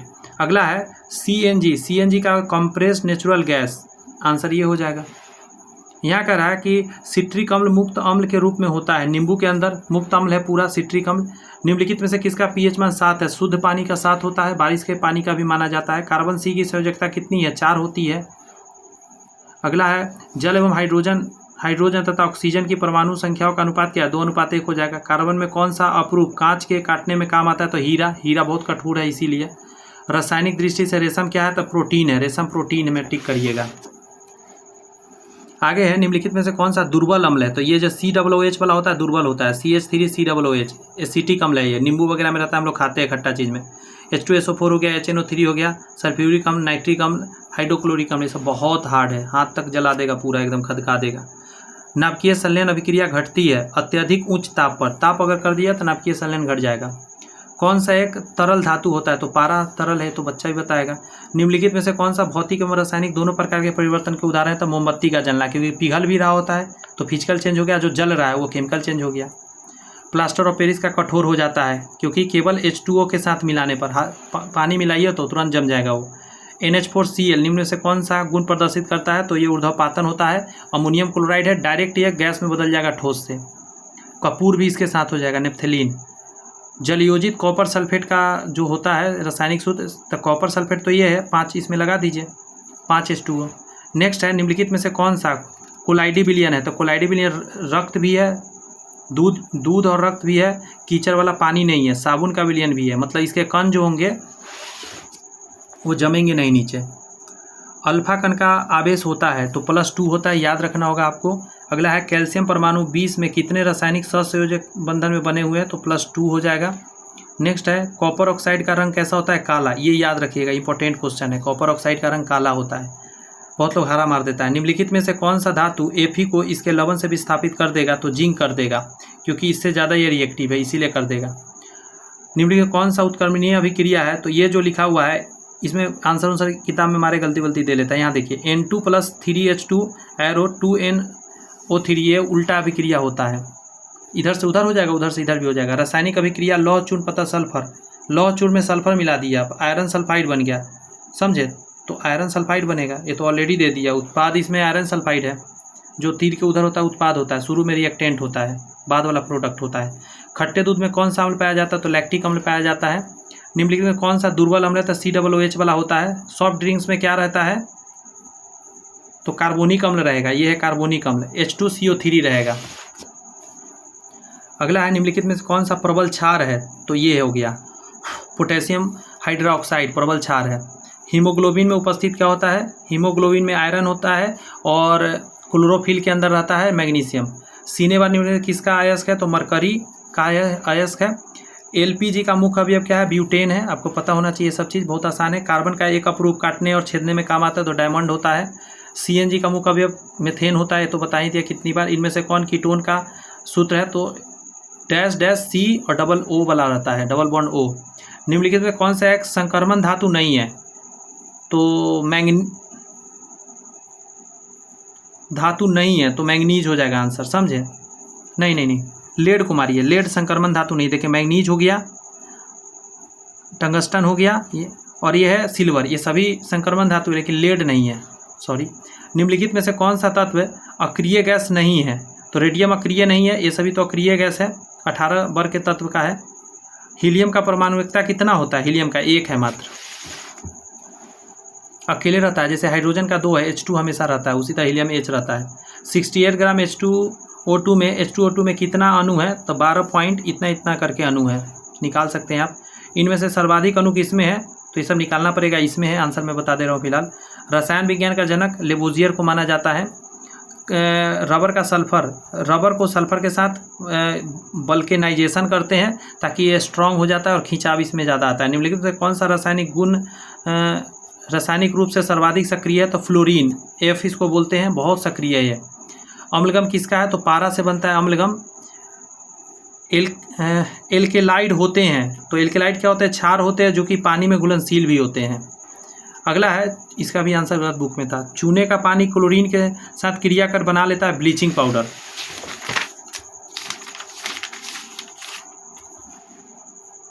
अगला है, मेंडेलीव के समय कुल कितने 63 तत्व थे? मेंडेलीव के समय याद रखना होगा आपको। बेकिंग सोडा का रासायनिक सूत्र क्या है? तो NaHCO3 है। सोडियम बाइकार्बोनेट बोलते हैं या सोडियम हाइड्रोजन कार्बोनेट। कौन सा एंजाइम ग्लूकोज को एथिल एल्कोहल में परिवर्तित कर देगा? तो जाइमेज, बहुत इंपॉर्टेंट है, बहुत, बायोलॉजी के लिए भी और केमिस्ट्री के लिए भी। गैल्वेनाइजेशन होता है तो लोहा पर जस्ता को निक्षेपण करने को कहते हैं, चढ़ाने को। गैस गुब्बारे में हाइड्रोजन की जगह हीलियम भरा जाता है क्योंकि यह ज्वलनशील नहीं है हीलियम, वरना आग लग सकता है कभी भी आग के सपोर्ट में पास आने पर। क्वार्टजाइट का सूत्र क्या है? तो इसमें से कोई नहीं है। सिलिकॉन डाइऑक्साइड होता है, SiO2 होता है, क्वार्ज ऑप्शन में कोई नहीं था। निम्नलिखित में से किसमें चांदी नहीं है? तो जर्मन सिल्वर में चांदी नहीं होता है। हॉर्न सिल्वर, मनिक सिल्वर और लूनर कास्टिक, इन सभी में सिल्वर है लेकिन इसमें ही नहीं है, नाम लेकिन सिल्वर लगा है। परमाणु रिएक्टर में ग्रेफाइट का प्रयोग किस रूप में किया जाता है? तो ये मंदक रूप में ग्रेफाइट प्रयोग होता है, या भारी जल का भी प्रयोग होता है मंदक रूप में। नक्काशीदार कांच के लिए हाइड्रोजन और फॉस्फोरस का, सॉरी क्या बोलते हैं, फ्लोरीन का यौगिक का प्रयोग होता है। कैप्रोलैक्टम का प्रयोग किसके निर्माण में होता है? तो नाइलॉन 6 के प्रयोग में होता है, याद रखना कैप्रोलैक्टम। एक गैस CaO के साथ क्रिया करके परंतु NaS के साथ अभिक्रिया नहीं करता है तो उसका नाम है CO2, समझे? CO2 इससे कर लेगा अभिक्रिया, इससे नहीं करता है। अगला है, रेडियो सक्रियता दर्शाने वाला हल्का तत्व कौन सा है? रेडियो सक्रियता कह रहा है ना, तो आंसर टाइट्रियम में आंसर दीजिएगा, टाइट्रियम हो जाएगा। भारत में पाया जाने वाला टाइटेनियम युक्त खनिज कौन सा है? तो इसका नाम दिया गया है इल्मेनाइट, ठीक है। नेक्स्ट है, किस एंजाइम की उपस्थिति में ग्लूकोज या फ्रुक्टोज C2H5OH का परिवर्तित हो जाता है? तो जाइमेज एंजाइम आंसर दीजिएगा। जिलेटिन का बहुधा उपयोग आइसक्रीम बनाने में किया जाता है, इससे क्या होता है ना, कोलाइडो को अस्थायित्व मिलता है और ये क्रिस्टल बनने से रोक देता है, वरना क्रिस्टल हो जाएगा तो खाने में मतलब मज़ा नहीं आएगा, क्रीमी टेक्सचर रहता है इससे। निम्नलिखित में से कौन सा एक कोलाइड नहीं है? तो देखिए, दूध, रक्त, मक्खन सब कोलाइड है, घी नहीं है कोलाइड। दो रंगहीन गैसों को मिश्रित करने पर गहरे भूरे रंग के गैस बन जाते हैं, वो ये है NO+O2, इसको मिलाइएगा ना गहरे भूरा रंग का बन जाएगा। निम्नलिखित में किसका क्वथनांक सबसे अधिक होता है? तो H2O, पानी का से ऊपर तक किसी का क्वथनांक नहीं है। कीटाणुनाशक गैमेक्सिन, लेकिन हाँ, अशुद्धि मिलाने पर पानी का भी क्वथनांक बढ़ जाता है। कीटाणुनाशक गैमेक्सिन निम्न में से किस पे आधारित है? बेंजीन हेक्साक्लोराइड आंसर जाएगा इसका। ये कौन सा यौगिक विंटर ग्रीन तेल कहलाता है? तो इसको मेथिल सैलिसिलेट को बोलते हैं, विंटर तेल। बहुत चीज़ में उसका यूज होता है। यूरिया की पहचान की जा सकती है, तब बाई यूरेटिक परीक्षण द्वारा आप यूरिया की पहचान कर सकते हैं। CH3CONH2, ये तो एमाइड का है एक बहुलक। कौन सा बहुलक गर्म करने पर मृदु नहीं होता है? तो बैकेलाइट, थर्मोसेटिंग प्लास्टिक के अंतर्गत ये आता है। उस यौगिक का चयन करें जिसमें अचक्रीय हाइड्रोजन है, तो मीथेन हो जाता है। अंडरस्टैंड। सूखी बर्फ कौन सा है? तो ठोस कार्बन डाइऑक्साइड गैस को बोलते हैं। H3O9 सल्फर ट्राइऑक्साइड त्रियुग्मी में SS बंद होते हैं, तो शून्य, इसमें SS बंद नहीं है। एथिलीन में एथिलीन क्लोराइड का निर्माण किसके कारण होता है? योगात्मक प्रक्रिया से होता है। निम्नलिखित प्रक्रिया को साम्यावस्था को पात्र में करवाया जाए सी कैल्शियम कार्बोनेट को डालने पर CO2 को सांद्रता पर क्या परिवर्तन आएगा? कोई परिवर्तन नहीं आएगा इसके अंदर। अगर आप कैल्शियम कार्बोनेट के अंदर डालिएगा CO2 को तो। अगला, गैस अणु की औसत गतिज ऊर्जा सीधे अनुपातिक होता है किसके? तो टेम्परेचर के। निम्नलिखित में से किस धातु की धातु ऑक्साइड बनाने की प्रवृत्ति सबसे अधिक है? तो कैल्शियम सबसे जल्दी धातु की ऑक्साइड बनाएंगे। किसी श्रृंखला वाले हाइड्रोकार्बन जिसमें डबल बॉन्ड C बंधा हो क्या कहलाएगा? तो एल्कीन होगा। सिंगल बॉन्ड देखिए alkane single bond, alkyne triple bond, a double bond, याद रखिएगा। प्लास्टर ऑफ पेरिस क्या हो जाएगा? पानी से मिलकर क्या बनेगा? ठोस बन जाएगा। हाइड्रोजन परऑक्साइड हो जाएगा ऑक्सीकारक एवं अपचायक दोनों की तरह काम करेगा हाइड्रोजन परऑक्साइड, ये याद रखना है। ऑक्सीडाइजिंग भी है और वो भी है। एंट्रोपी की इकाई क्या है? तो जूल पर किलो पर मोल। अगला है CaH2 में, समझे, हाइड्रोजन की ऑक्सीकरण अवस्था कितनी है? तो -1 है। CNG का पूरा नाम क्या है? कंप्रेस्ड नेचुरल गैस है। सिट्रिक अम्ल मुक्त अवस्था में नींबू के अंदर मिल जाएगा। ये सब सेम रिपीट क्वेश्चन। निम्नलिखित में कौन सा pH मान 7 है? तो शुद्ध पानी का pH मान 7 हो जाएगा।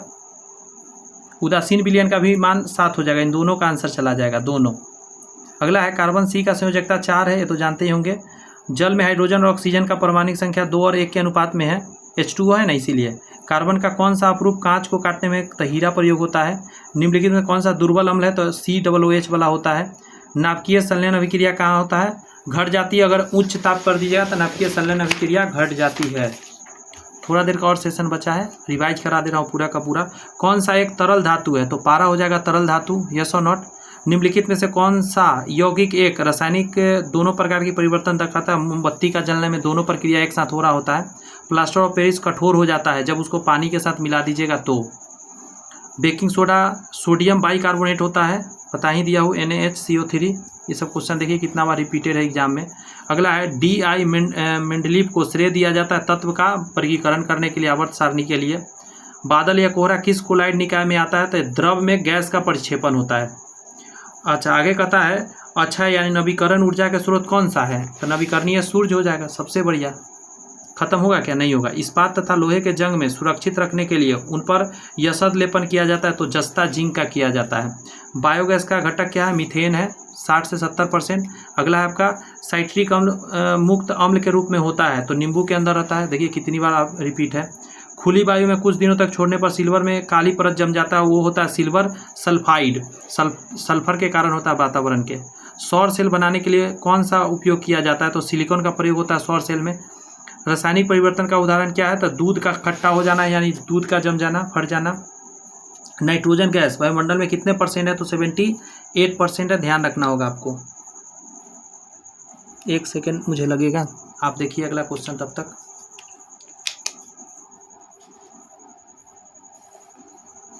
यहाँ पे ये तो हो ही गया। नेक्स्ट है आपका कि अम्लीय वर्षा निम्न में से ऑक्साइडों के कारण होता है, तो आपको सल्फर और नाइट्रोजन के ऑक्साइड के कारण होता है, ये तो पता होगा। परमाणु ऊर्जा संयंत्रों में विद्युत उत्पन्न करने के लिए किसका समस्थानिक प्रयोग होता है? तो यूरेनियम 235 होता है। संपीड़ित प्राकृतिक गैस कौन सा है? तो मीथेन है। नेक्स्ट है एक अधातु जो कमरे के ताप पर, तो ब्रोमीन हो जाएगा, समझे। अधातु कहा इसलिए ब्रोमीन आंसर दीजिए, पिघला हुआ रहेगा। निम्नलिखित में से कौन सा रासायनिक परिवर्तन नहीं है? तो उबला हुआ पानी रासायनिक परिवर्तन नहीं है। प्लास्टर ऑफ पेरिस बनाया जाता है तो जिप्सम से बनाया जाता है, ये आंसर जाएगा। ये चूना गलत है, प्लास्टर ऑफ पेरिस जिप्सम से बनता है। नेक्स्ट आपका कार्बन मुक्त परमाणु ऊर्जा को उत्पन्न होने वाले हाइड्रोजन का क्या नाम है? तो गुलाबी हाइड्रोजन इसको बोलते हैं। नेक्स्ट है निम्नलिखित में से थर्मल पावर प्लांट में जीवाश्म ईंधन का खूब प्रयोग होता है, यानी कोयला का खूब प्रयोग होता है। निम्नलिखित में से किसमें टंगस्टन का प्रयोग किया जाता है? तो विद्युत बल्ब के अंदर रहता है और निष्क्रिय गैस बल्ब के अंदर रहता है। निम्नलिखित में से कौन सा अम्लीय है? तो टमाटर, लेमन जूस, दूध सब खट्टा है ना, तो सब अम्लीय है। निम्नलिखित में से कौन सा नीले लिटमस को लाल करेगा? तो सिरका, एसिड, जो भी एसिड होगा वही करेगा ये प्रोसेस। अगला आपका HCl घोल में pH 4 घोल की मोलरिटी कितने है? तो 0.0001 मोल होता है। कास्टिक पोटास का रासायनिक सूत्र क्या है? तो KOH है। पोटेशियम हाइड्रोक्साइड को कास्टिक पोटास भी बोलते हैं। देखिए रासायनिक भाषा में मोर्चा यानी जंग लगने को क्या बोलते हैं? तो हाइड्रेटेड फेरिक ऑक्साइड बोलते हैं, यही ना बोलेंगे जी। CO2 और H2 दोनों गैसें हैं और ये दोनों रंगहीन है, इसमें कोई रंग नहीं होता है। अगला लीड सल्फेट का रासायनिक सूत्र Pb2SO4 होता है, याद रखिएगा, लीड सल्फेट है ये। वसायुक्त भोजन वसा गंधयुक्त हो जाते हैं, बताइए निम्नलिखित किसके कारण होता है? तो अपचयन यानी ऑक्सीकरण के कारण होता है, ऑक्सीडाइज हो जाता है ना ऑक्सीजन की उपस्थिति में। हम सिल्वर क्लोराइड को गहरे रंग में रखते हैं क्योंकि ये सूर्य से प्रक्रिया को स्टॉप कर देता है। प्राकृतिक स्रोत तथा अम्ल एसिड के निम्नलिखित युग्म में से कौन सा युग्म सुमेलित है? तो टमाटर ऑक्जेलिक अम्ल होता है इसके अंदर, बच्चा जानता है। टार्टरिक अम्ल इमली में होता है। पेट्रोलियम उद्योग में मुख्यतः शुद्धिकरण पृथक्करण कार्य भी होता है, आंशिक आसवन इसको बोलते हैं। पेट्रोलियम में आंशिक आसवन बोला जाता है इसको, ठीक है। वाष्पन नहीं मारिएगा, प्रभाजी आश्रम मार दीजिएगा अगर आएगा तो। समुद्र के पानी में नमक को अलग करने की विधि को क्या बोलते हैं? तो इसको बोलते हैं हम लोग वाष्पिक। अच्छा, किस विधि का प्रयोग नहीं करेंगे हम लोग? तो देखिए, सेंट्रीफ्यूगेशन नहीं करेंगे, क्रिस्टलीकरण भी कर लेंगे, ये भी प्रोसेस कर लेंगे हम लोग, तो मिल जाएगा। अगला है आपका, निम्नलिखित में किसमें सबसे अधिक न्यूट्रॉन है? तो इसको घटा के देखिएगा, ठीक है, आपको पता चल जाएगा सबसे ज़्यादा किसमें। तो इसमें सबसे ज़्यादा अंतर आएगा, 32 आएगा। नेक्स्ट है बुलेट प्रूफ स्क्रीन, गोली जो दागा जाता है इससे शीशा बचाता है, तो पॉलीकार्बोनेट ग्लास उसको बोलते हैं। नेक्स्ट है तत्व X जिसका परमाणु संख्या 16 है, तो सल्फर है, एक अधातु है सल्फर। कार्बन टेट्राक्लोराइड CCl4 इसको बोलते हैं, CCl4 पानी के मिश्रण में अलग करने के लिए निम्नलिखित से किस तरह का प्रयोग किया? देखिए, CCl4 पानी में घुलेगा नहीं, तो नीचे रहेगा पानी और ऊपर रहेगा CCl4, हल्का रहेगा इसीलिए। तो इसको क्या करेंगे? सेपरेटिंग फनल से करेंगे, कीप को खोल देंगे, पानी नीचे आ जाएगा, इस लेवल पे आएगा तो उसको बंद कर देंगे। बस थोड़ा सा एकदम क्वेश्चन और बच गया है आज के सेशन के लिए। अगला कह रहा है, एक घोल में 450 ग्राम पानी और 50 ग्राम सामान्य नमक है, तो घोल का सांद्रण कितना होगा? देखिए, जो छोटा अमाउंट है मतलब कि जो घुल रहा है उसको ऊपर डालिए, और टोटल कितना हो जाएगा वो नीचे डालिए, सांद्रण आपको निकल के आ जाएगा काट कर। वर्मी कंपोस्ट क्या होता है? तो एक जैविक उर्वरक है ना, जैव उर्वरक के अंतर्गत आएगा। एक परमाणु इकाई के क्रिस्टलीय बनने का अर्थ क्या होता है? कि इसमें नाभिक के स्वतः विभाजन के कारण बनने वाले श्रृंखला स्थापित हो गए हैं। निम्नलिखित में से किसका उपयोग कांच पर लिखने के लिए होता है? तो HF का प्रयोग होता है। हाइड्रोजन फ्लोराइड बहुत बार यूज हुआ उस समय से ये क्वेश्चन। निम्नलिखित में से कौन सा मिश्रण नहीं है? तो असंचित जल, इसी को शुद्ध जल बोलते हैं। मिश्रण नहीं है और सभी चीज़ मिश्रण है। डैश एक आवश्यक तत्व है जिसका उपयोग प्रोटीन के संश्लेषण में किया जाता है, तो नाइट्रोजन का प्रयोग होता है प्रोटीन संश्लेषण के लिए। आगे आपका, निम्नलिखित में से कौन सा गैस लैंडफिल में उत्पन्न होता है? लैंडफिल मतलब जहाँ कचरा को डंप कर दिया जाता है वहाँ मीथेन गैस निकलने लगता है कचरा के सामने से। खाने के डिब्बों में जिंक के बजाय टीन लगाया जाता है क्योंकि रिएक्टिव टीन को तुलना में जिंक ज़्यादा रिएक्टिव है इसीलिए। अगला है, इमली में कौन सा अम्ल होता है? तो टार्टरिक अम्ल होता है, ये तो बहुत आसान है। ऑक्जेलिक अम्ल टमाटर में। निम्नलिखित में किसका pH मान 7 से अधिक होता है? तो ब्लड का 7.4 होता है, खून का। शुष्क बुझे हुए चूने में क्लोरीन मिलाने से विरंजक चूर्ण मिल जाता है, CaOCl2 सूत्र होता है। लोहे के बुरादे में तनु हाइड्रोक्लोरिक मिलाने से क्या हो जाता है? हाइड्रोजन गैस और आयरन क्लोराइड का उत्पाद बन जाएगा, ये तो पहले भी था। ट्विटर के नए कौन बने हैं अधिकारी CEO? तो लिंडा याकारिनो बने हैं। प्रबल अम्ल एकदम लेटेस्ट वाला मैंने बताया। प्रबल अम्ल दुर्बल क्षारक के बने होते हैं, pH मान 7 से कम होता है। 2 क्वेश्चन बचा है। सोडियम हाइड्रोक्साइड और हाइड्रोक्लोरिक अम्ल का अभिक्रिया से सोडियम क्लोराइड जल बनते हैं, ये कौन सा अभिक्रिया? तो इसको उदासीनीकरण बोलते हैं। और लास्ट प्रश्न आपके सामने ये रहा कि निम्नलिखित में से कौन सा अम्ल क्षार का संकेतक है? तो हल्दी, नेचुरल है ये। और इसका पूरा आंसर में और सॉल्यूशन मैं आपको देने वाला हूँ PDF के तौर पे। आप जाके टेलीग्राम एकदम बढ़िया से ज्वाइन कर लीजिए, आपको मैं डिटेल दे दूंगा, इसको पढ़ के देख लीजिएगा आप। और एक बार याद करा दूँ, अगर ये बुक मंगाना चाहते हैं तो डिस्क्रिप्शन में लिंक दिया है, वहाँ से आप बुक मंगा लीजिए। और टेलीग्राम का लिंक भी डिस्क्रिप्शन में, वहाँ से ज्वाइन कर लीजिए। अगर सेशन पसंद आया तो चैनल सब्सक्राइब करके बेल आइकन प्रेस कर सकते हैं। Bye bye.